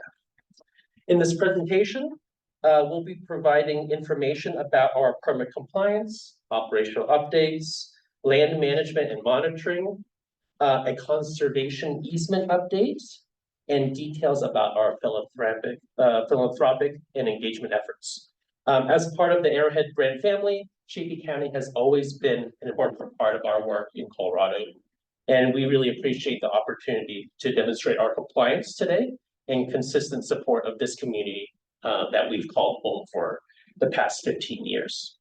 In accordance to section 4.7 of the permit, Blue Trident Brands, also known as BTB, must submit an annual report to the county regarding our compliance, as well as operational activities here. Next slide. Blue Trident Brands is in substantial compliance with Chaffee County Resolution 2021-58. Next slide, please. So going over our water operations, the total withdrawals for our water bottling operations and well testing were within the 1041 permit limits, as seen up there. All collections have been within the daily, monthly, and annual volume limitations set forth in the well permits and in the 1041. Next. As seen in the graph right here, the water levels there for the production boreholes were well above the minimum permit limits. It's a little hard to see, but in blue and in green are different boreholes. One is Ruby Mountain Borehole 2, and the other one is Ruby Mountain Borehole 3. Overall, our annual collection was only 6% of the discharge from the Ruby Mountain Springs measured at the weir itself. And the collection rates also were below the maximum allowed. And I will go into further detail about that in the next slide. Next, please. Overall, our report includes maximum instantaneous pumping rates. So those are the max recorded rates within 24 hours and does not reflect the real-time flow rates that occur simultaneously for our 200 gallons per minute GPM permit condition. Borehole 2 was brought into operation in October, and from how the data was reported, it would give the appearance that we exceeded 200 GPM on some occasions. However, as seen in the small spikes in the graph right here, the small the green and blue spikes, these were short bursts of flow, and they did not occur at the same time. The events were high spikes, and it was actually an inrush of amperage to the borehole drive in attempts to stabilize the pumps at 75 GPM. So 75 GPM is our target rate for each borehole. And when the drive starts up, there's an inrush of electricity, which causes really brief spikes in flow rate. We did address this. We have hard-coded in our programming, our SCADA system, so that we don't run into these spikes anymore. So we have implemented that change. And you can see the red line above is 150 GPM. And the maximum GPM in that graph is 200 GPM. So, we're in compliance right there. And just to be transparent with everyone, during our initial testing of Ruby Mountain Borehole 2, on October 4th, there was an exceedance of 200 GPM for 29 minutes, but that was the initial testing and not for the operation part. Was that to test a specific parameter of output on the pump, or? That was to test when we were first bringing back Borehole 2 online into the system. Okay, but I mean, did you have to bring it up to a certain operating pressure to verify it or meet some? Yes, criterion? Yeah, so we had to meet certain pipeline conditions. So we're working with the pipeline pressure, and we're working with borehole 3 being in operation also. So we were in the process of fine tuning things. Yep.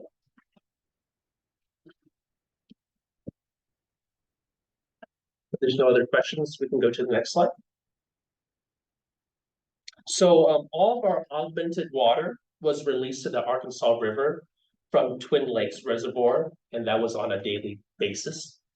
As we see here, the replacements from Twin Lakes was 102 acre feet for 2023 year, 2 acre feet was transit loss to the Arkansas River.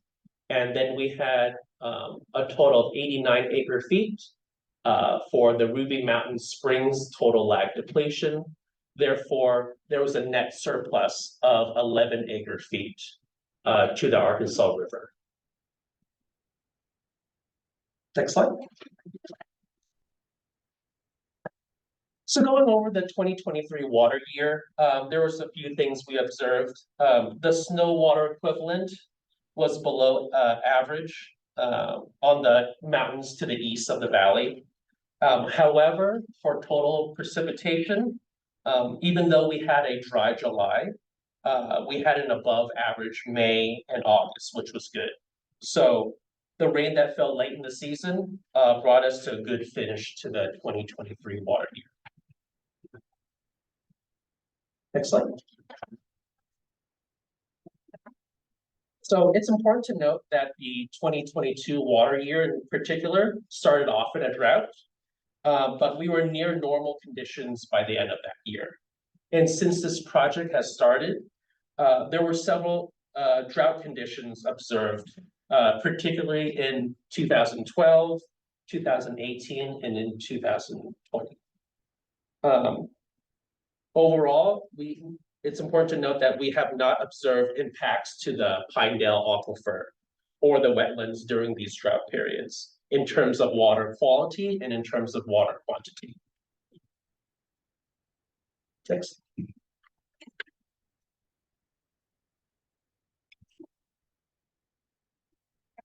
So in these graphs up here, for groundwater levels, they remain lower than average through August, but recovered due to late precipitation. So groundwater levels recovered to slightly average levels by the end of the 2023 water year. So that was good. For surface flows, they were below average at first, driven by low levels of the 2022 water year, but we had a recovery to average and above average flows towards the end of the 2023 water year. So it's a good finish to that. Next, please. So all of our monitoring locations, as seen here, remain active, and we continue to collect hydrologic data for our entire monitoring network. We've been collecting monitoring data since 2008, which means that the baseline conditions for this site are known.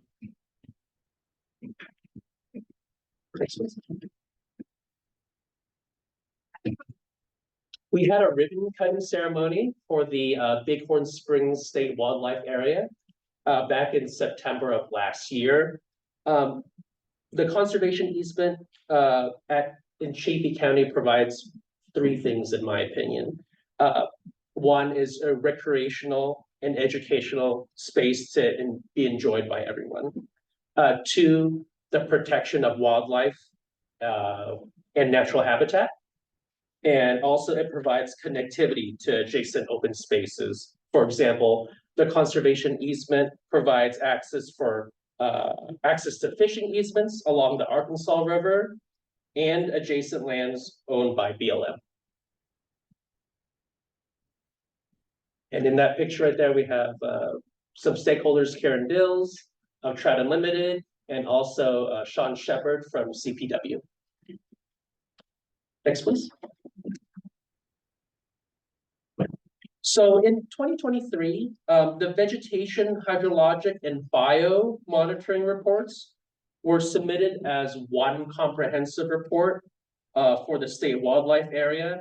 It covers both the Bighorn Springs in the north section and also Ruby Mountain Spring in the southern section.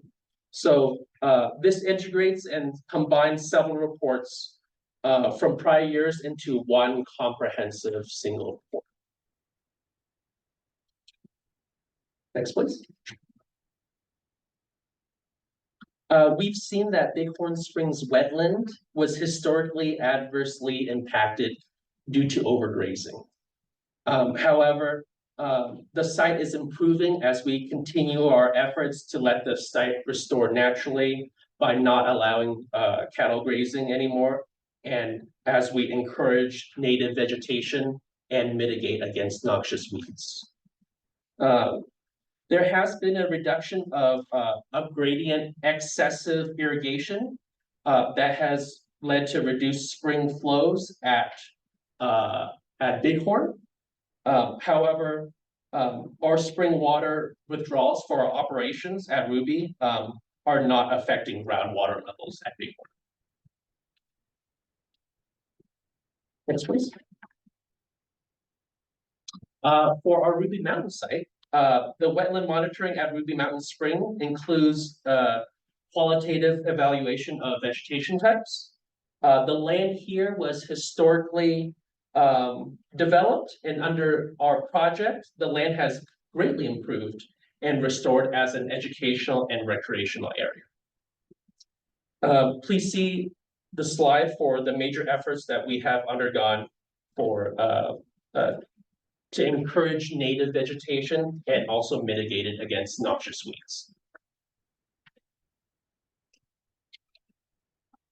Next, please. So in 2023, we worked and partnered with Kayla Malone of the County Weed Department in the springtime, and we agreed on an approach to do mechanical removal and biological controls to help against the noxious weeds.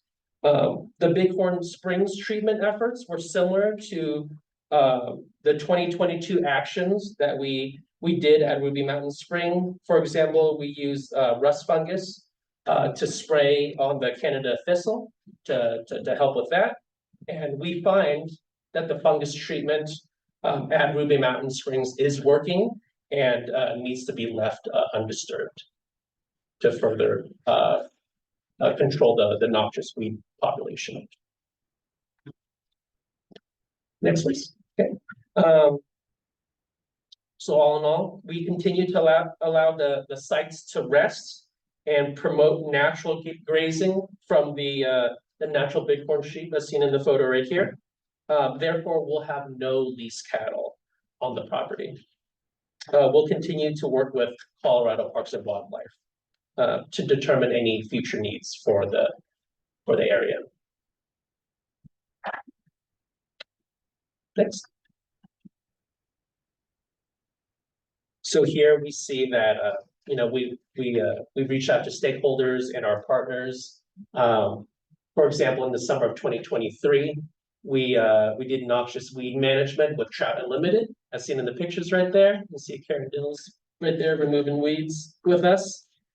In the fall of 2023, we had brush cleanup on site, and we improved trails with in partnership with the Southwest Conservation Corps of Salida. Next. On to County Road 300. Blue Trident has worked with the county, and we dedicated the right-of-way for the project. So that was huge. We're awaiting final engineering designs and construction schedule from the county in order to implement any additional monitoring throughout the construction effort. The only things we request are timely updates to ensure that we protect the natural resources here, especially the spring water. What's the latest thing we've heard from federal lands about their schedule? Schedule is still anticipated to be shortly after Labor Day for construction. Okay. Next, please. So this chart represents the $42,500 in programmatic contributions in 2023. Organizations seen up there: Chaffee County Housing Authority, National Forest Foundation, Chaffee County Economic Development Corporation, just to name a few. And additional philanthropic dollars are captured on the next slide. And you can go there, please. Thank you. So a minimum of $16,666 is required each year for community giving beyond our specific programmatic giving. So along with the endowment support for Supportive Schools Salida and Buena Vista Community Education Assistance Fund, we at Blue Trident have remained an active supporter of other community organizations and activities, as seen here in this slide, ranging from Colts of Valor to Trout Unlimited to the Boys and Girls Club and more. Next, please. So we, with our partner, DG Coleman Trucking, we support many incentives to hire truck drivers, and the $7,500 that we donate to the Chaffee County Economic Development Corporation has assisted with workforce and economic development here at Chaffee County. We also support local advertising with part of the Rockies Radio and the Mountain Mail. We did see a shortfall of $389, as mentioned before, in advertising money, but that shortfall will be added to the $5,000 required for 2024. So we'll do $5,389 for 2024 to make things right. Next one. As seen here, with our trucking operations, we have been compliant. The new thing for 2023 was that all DG Coleman trucks conducting work for Blue Trident brands have phone numbers on the back of every trailer that is visible to the public, in case if anyone needs to call the 1-800 number. Next, please.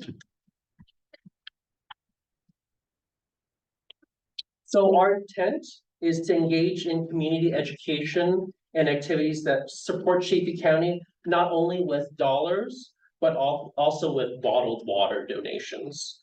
So a total of 50,544 bottles were donated last year and delivered to various needs and organizations such as Chaffee County Emergency Services, the town of Boone, when their muni supply went down, and also to Lawson Mobile Home Village when they lost their water in their distribution system.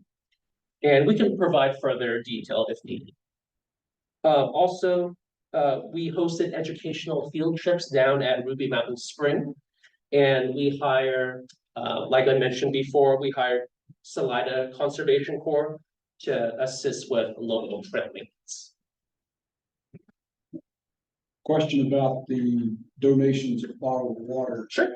Do people or organizations like the town of Boone or someone who's producing 10 favorites or something, do they have to contact you and ask for that, request it, or do your people hear things on the news or see things on the news and say, oh, here's a town whose municipal water system is having some difficulties and perhaps we should carry some water down there? Sure. Both? It's a mixture of both. For emergencies, we do get contacted. Our local spring specialist, he has a lot of connections with Colorado Rural Water, Mr. Jeremy Allenbaugh, and he has a lot of connections with local municipals and towns. For example, in these examples here for the town in Boone and Lawson Mobile Home Village, they actually reached out to Jeremy, said, hey, you know, our water system's down. Various reasons we need water for human consumption. And we were really quick to send over cases and even pallets of water. Town of Boone received pallets of water from us because of their issues in their municipal system. Okay. Do you have any other delivery methods or systems or reverse osmosis units that you can use on site in situations like that, or is it transporting bottled water that's already been packaged? It's mainly transporting bottled water. We have had help from our partner DG Coleman to do the transporting of it, and our local people have even transported the bottled water themselves in their own trucks. And we find that's the safest and fastest way to get drinking water to people in need. Okay. Thank you. Yep, no problem. Next slide, please. So these next two slides overall demonstrate our impact, demonstrate the impact of our programmatic giving. I'll give everyone a second to read this slide.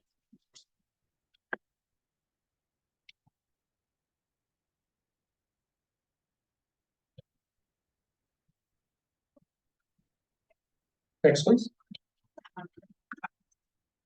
So our donation to the Chaffee County Community Foundation supported 22 local organizations serving a variety of needs in the county. The organizations range from Food Shed Alliance to the Salida Council for the Arts to the Buena Vista Public Library and the Boys and Girls Club, just to name a few.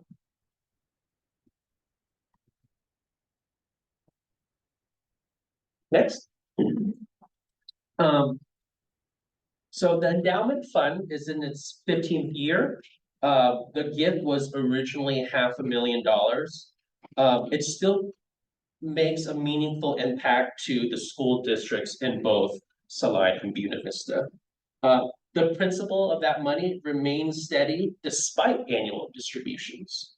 So hundreds of students and teachers have benefited from these funds. We truly believe that it's the gift that keeps on giving.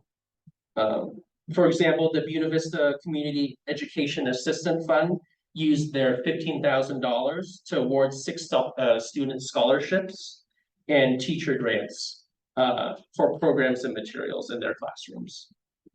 And the Support Our Schools Salida used their $18,000 for funds and scholarships in the science and STEM fields.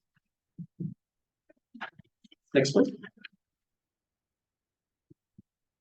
So since 2010, Blue Trident has invested more than $23 million into the local community and economy. We're really proud of our track record here for sustainable operations. Our restoration work on the Ruby Mountain Springs site has enhanced the local ecology, restored habitat, and provided recreational opportunities for all along the Arkansas River. Next, please. So thank you for the opportunity to present to you today.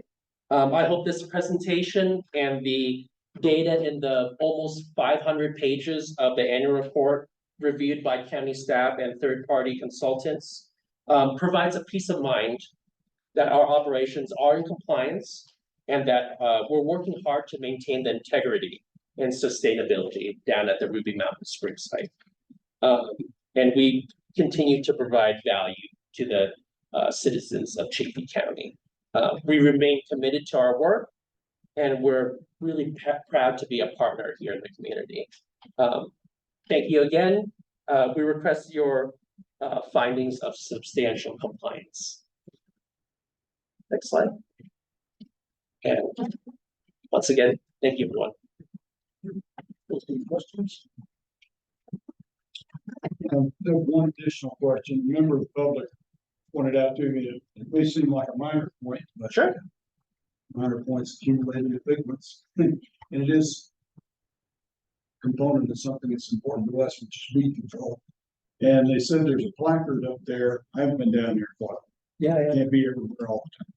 There's a placard down there about keeping your boots clean and boot brush, right? All that stuff, but the fruit brush isn't there, or it wasn't there. It's been somebody has stolen it or whatever.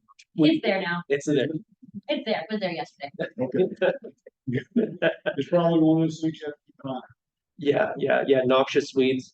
With our partnership with the county, we doing the best we can to help mitigate.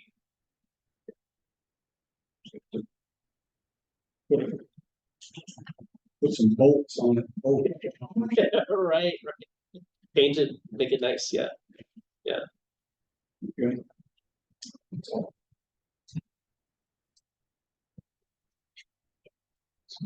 Great. Thank you. And this is a public hearing, I believe, so we should try to see if there is anybody that has comment. I don't know if there's anybody. Right here. And online, if there's anybody online that would like to comment, raise your hand, I'll call on you.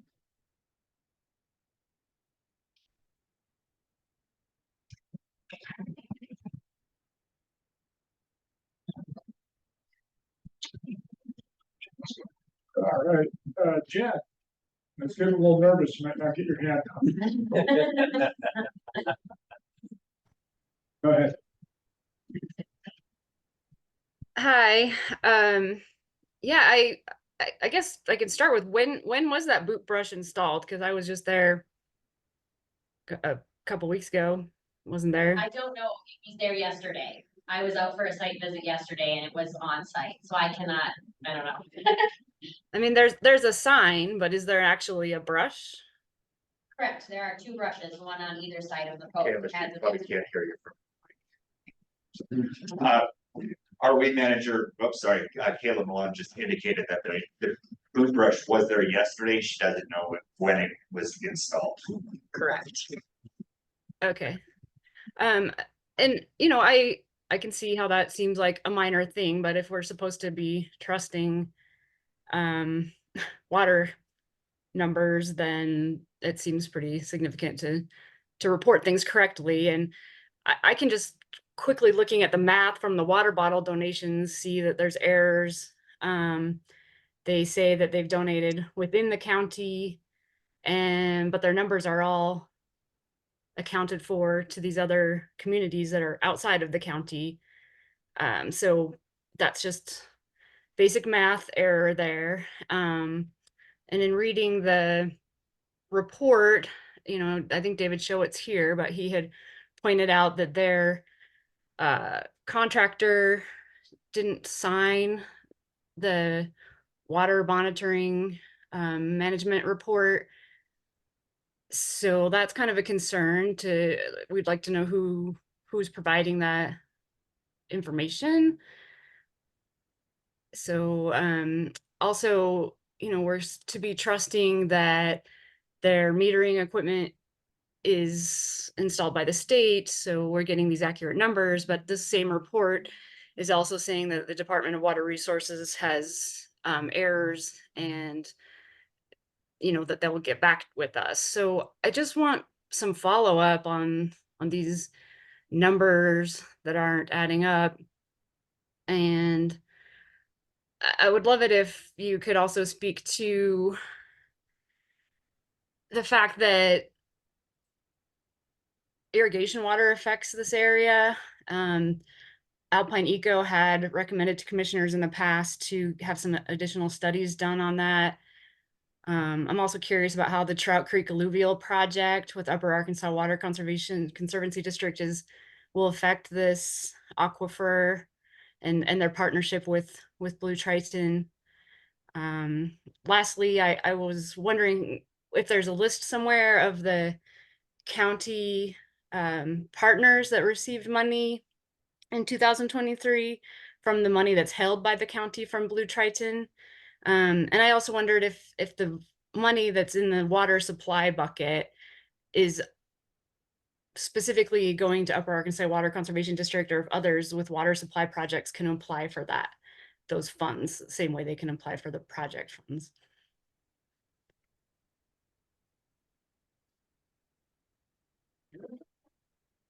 You know, list of those, we'll try and get any of those addressed here when we get out of the public comment period. Great. Do we have anybody else? John? Yeah. Yes, hello. I just feel like it's my responsibility. I'm very forward-looking, and I think it's my responsibility, being in the sustainable investing business, to just get the commissioners and the public up to date on what's going on at Blue Triton as a company. Since they are a private entity, they're not Nestle, which was public. They don't have to release much information, and that's absolutely their right. But I would like to share that because they issued over $3 billion in debt, they do have to share information with bond rating agencies. And S&P issued their latest ratings on Triton Water Holdings, which is the parent organization of Blue Triton Brands. And as I've expressed in the past, this is a private equity concern that uses a buy and sell strategy. So they buy companies that aren't performing well. They come in, they reduce costs, they shine it up, and they resell for a profit. And they need to do this before all that debt comes due in 4 years. According to S&P, with the information that Triton Water shared with them, they are very much operating by that playbook. They dramatically reduced costs last year. They went from over, their debt was 8 times their annual cash flows prior to 2023, and they got it down to closer to 5, which means if they didn't sell more water, so their cash flows were improved, but it's not because they sold more water, it was because they cut expenses. So I just feel like I want to remind everyone that they're going to be reselling this this company. So we will have a new owner of this business in the Valley. And I also think this is still, and continue to promote, this is the right time to review our 1041 permit statutes, and because they were written before there was a lot of, the science around global warming, persistent drought. Is this still regarded as a beneficial use to the county and its citizens? I think that discourse needs to happen, and I recommend that we do that now rather than wait until the company is sold and we're sort of left flat-footed. So I just wanted to remind everyone that day is coming, and their Triton Water Holdings, the parent of Blue Triton, is definitely operating as expected. So thank you for your time. Thank you. And for everybody else online, raise your hand.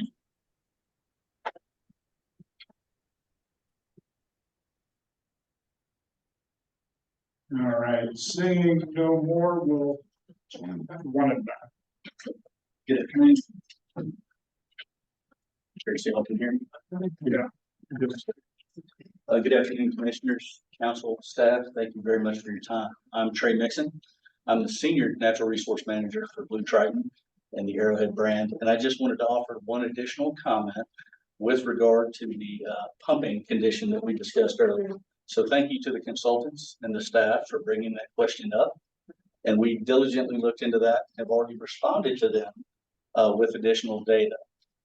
The original reporting mechanism required that we report the instantaneous daily maximum from both those boreholes. The revised permit allowed for the true backup source and the simultaneous operations. So that was a great question. That was a great call out. We immediately took that under advisement. We had already reported the September event in the monthly report for the SDI testing. And we took that immediately to heart and went back, and we've already provided the county staff the graphics for each of those days for the instantaneous maximums and the combined volume, showing that we did not exceed the 200 gallons per minute at any time, with the exception of October 4th. And to Mr. Baker's question earlier, that's a very good question. Obviously, we utilize SCADA programming for the operation at the site. And in implementing that program, that's when we had that 29 minutes. Since that, we evaluated that data, and we have taken steps to adjust the program to make sure that we're more slowly ramping up to that 75 GPM target for each well, for a total of 150. Additionally, I'd just like to say that we are happy to provide that data as far as a monthly trend in our monthly report to the county. Trying to get through the IT hoops of actually providing real-time instantaneous data from our system directly to the county for review, I think would be an excessive challenge and expense and an operational headache. But we do have that data. That data is available as a trend. We can provide it in the same type format that we provided for the analysis from October through December for the year. But we believe that we are acting in good faith. We have implemented our programming. We've made those adjustments and implemented those best practices. We're all about building a better water company for healthy hydration and sustainable operations. And we're excited to have been here for 15 years. And thank you for your time. Thank you. Certainly.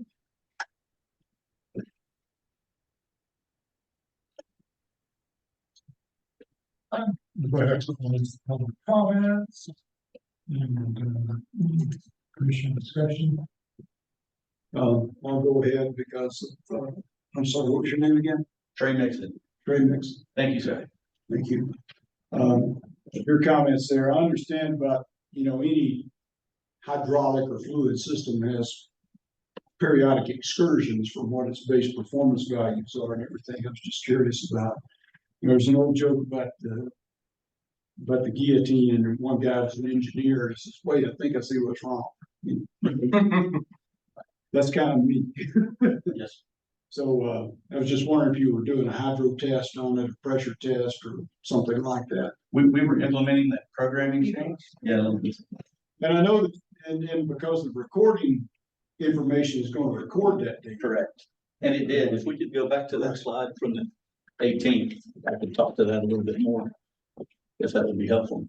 Well, I don't want to belabor it. I mean, I understand what Yes, sir. situation. Yes, sir. So borehole 2 and 3 are in line, and when they come online, then we're dealing with pressures and balancing both pressure and flow in both of those systems.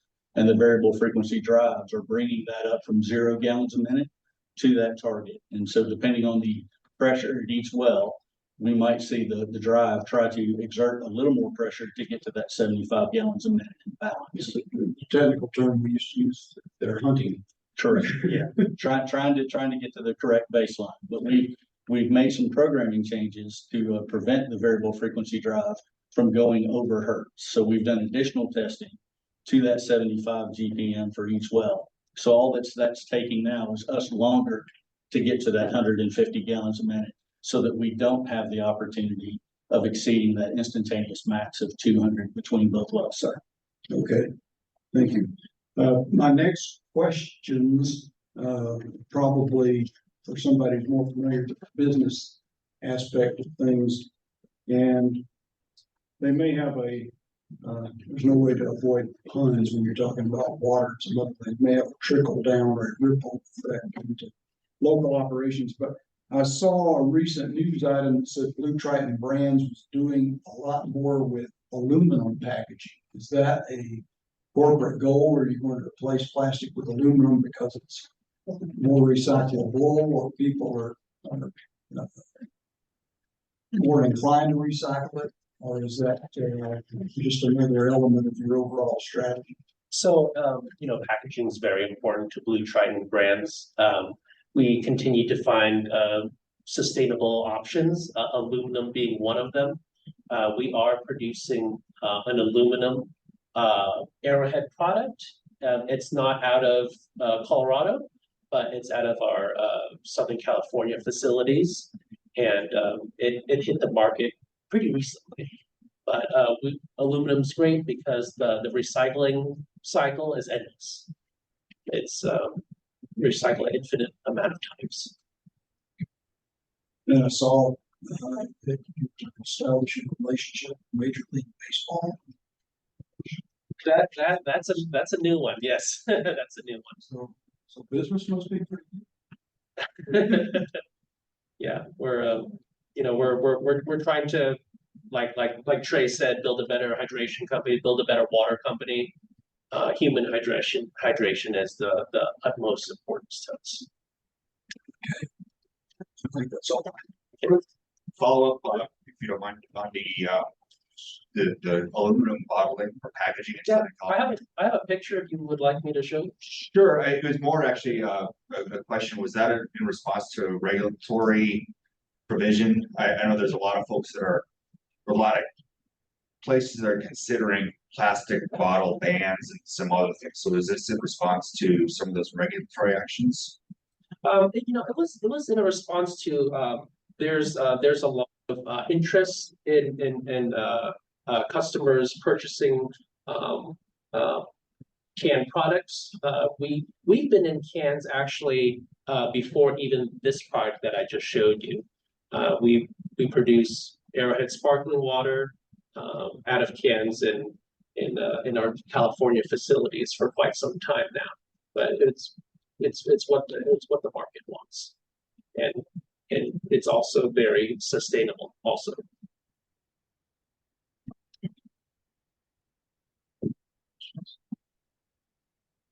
So I'm glad we got the right of way worked out. So time sensitive. Okay, we're down. Glad we got past some of the, I don't know, what seemed like the extreme concerns about explosive residues and stuff like that. Contamination issues. So yeah, I'm glad that's worked out. Thank you. Otherwise, I don't really have this going on. There were some questions, I'd say specifically from Jen about the accuracy of some of the numbers. Which numbers? Well, if you add up the water bottle donations, they add up to the amount that you gave to the other communities that I don't even know why they're in this report, but it doesn't show any numbers of water bottles donated within Chaffee County, but you said you did. So point being, the numbers are wrong. As stated in the presentation, I can provide further information if requested. The number I gave was in the report. It said total and how we helped our neighbors in need. Sure, but it also says it includes your neighbors in Chaffee County. Yeah, hang on. If I have any more questions, I will call on you. Thanks. Yeah, if we could get some a little more detailed information about that, it'd be useful. Is that possible? Okay, great. Thank you. Didn't really have anything. I think that good by the access up there. It looks pretty nice. It smells big. It's a great little section. River for fishing. I don't know if I should mention that. Public meeting. Terrible, there's nothing there. Still. As long as everyone gets a permit, it's open for the public. Great. All right. Well, anything?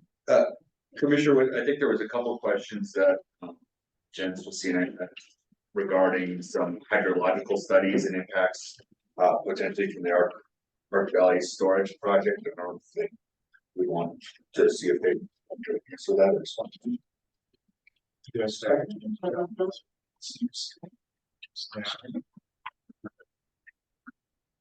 Or could you restate the question for us? Because I didn't really catch it. So she was referring to the Upper Arkansas alluvial storage thing, and I don't know if you get, I don't know why you guys would have any information. It's not an active project. It's not going on. So In the future, but it hasn't. We haven't been able to get authorization for corrections across their land, so we haven't put any water in the ground. Yeah. And the other portion of that, I think, was there was a comment about reduction in some spring flows in the wetlands because of cessation of irrigation or changes in irrigation upstream. And I think there was some, I think you could ask her to expand if you'd like. The question was related to what those impacts were, or go into more detail. So yeah, I don't know if you have any time. Certainly. Yeah, Liz can further explain that. Hello, I'm Liz Jones with SS Papadopoulos and Associates. From 200 addresses. Okay.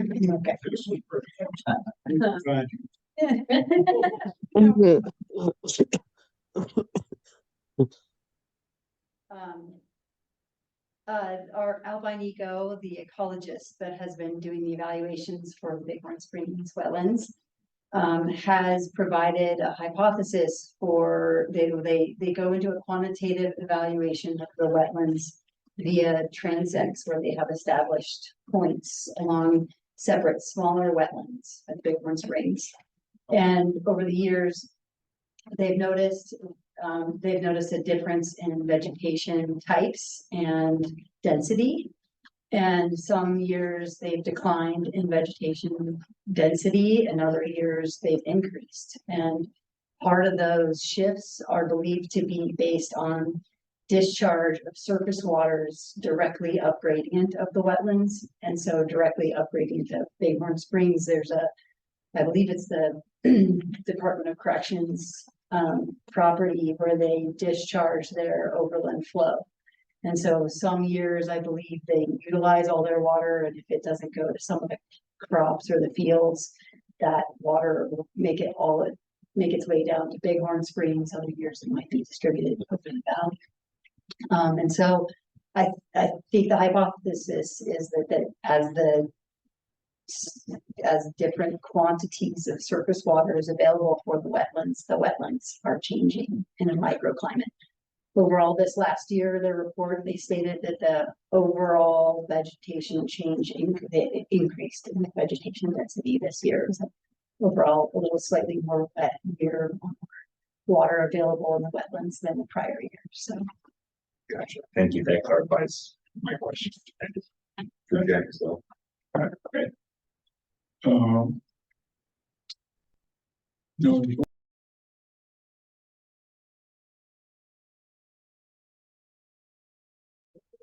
ahead. Sure. I just wanted to follow up on a question or an issue that had been raised earlier, which was the unsigned water monitoring meter that was exhibit 3 to your report. And I was just wondering if they could get a signed copy of that. It's exhibit 3 to the 2023 annual 1041 report. So if we could just get a signed copy, or at least know who the author of that was. Certainly we'll look into Okay. All right, so that pretty much, we don't have any other questions. Entertaining a motion.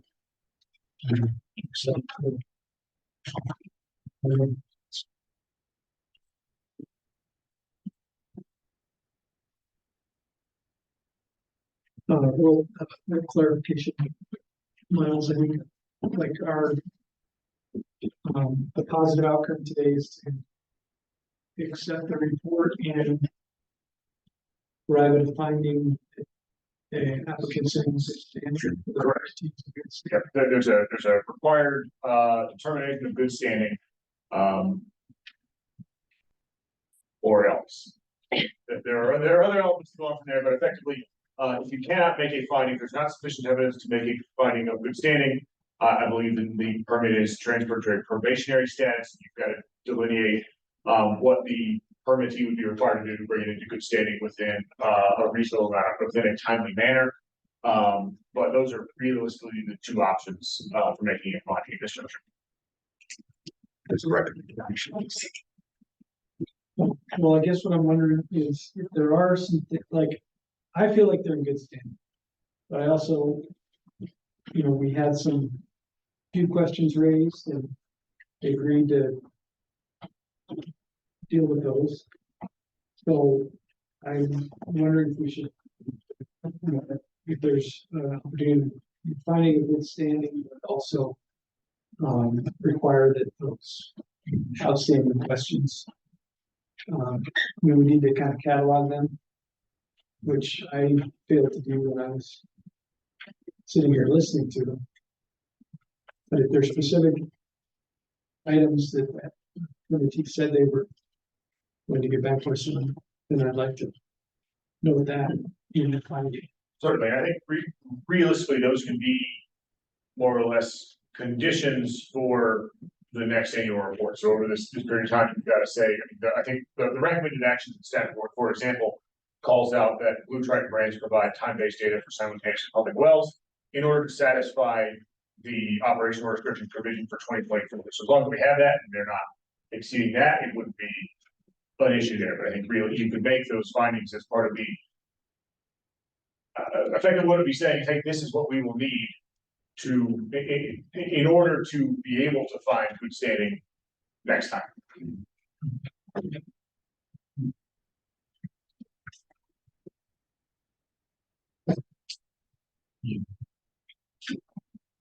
I'm sure we have that written down somewhere in the recording. Finding of good standing, is that going to be memorialized in a resolution? Or- I don't think it typically is. I think it's a determination by the board. Okay. Right. Well, I thought there were some other things besides the time-based data for simultaneous. Bottled water. What? Exhibit. Bottled water numbers as well as the signed exhibit A3. Just three. And it's Liz, so she'll. She's right. She's right. Okay. Somebody, that's an important one. I mean, the only other one would be whether or not the provision of the additional $389 for advertising for 2024 can sort of bring them into compliance with that reasonable effort to hire locally with that required advertising and all that.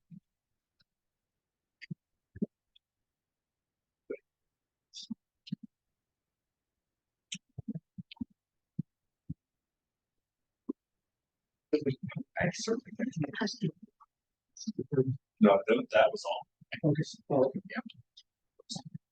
All right, well then, I would move that, the board find Blue Triton Brands to be in good standing and to have materially complied with the conditions.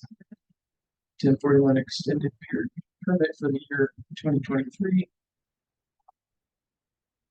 But additionally require that Blue Triton Brands provide time-based data for simultaneous and public wells. That they review and potentially correct the bottled water donation numbers. And that they do add $389 to their $5,000 commitment for advertising for local drivers during the permit year. So, and we understand the report's been signed.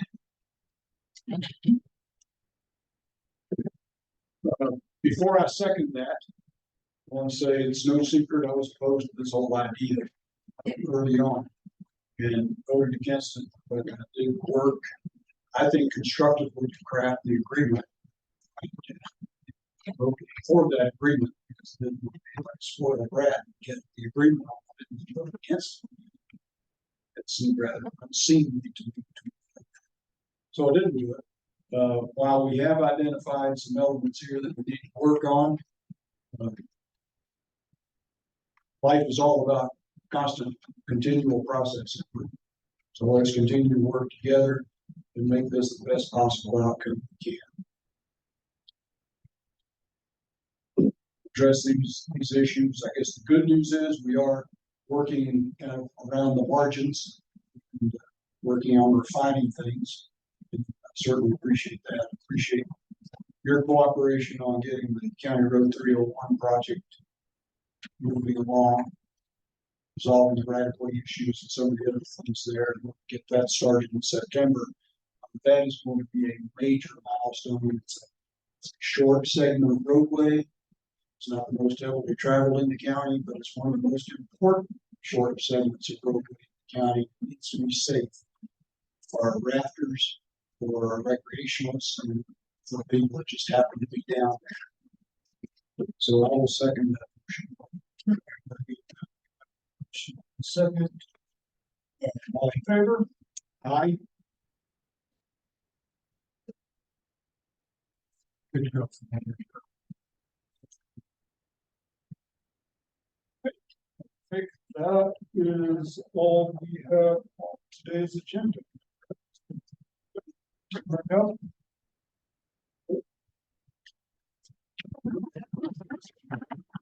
Objection to adjourn. Thank you.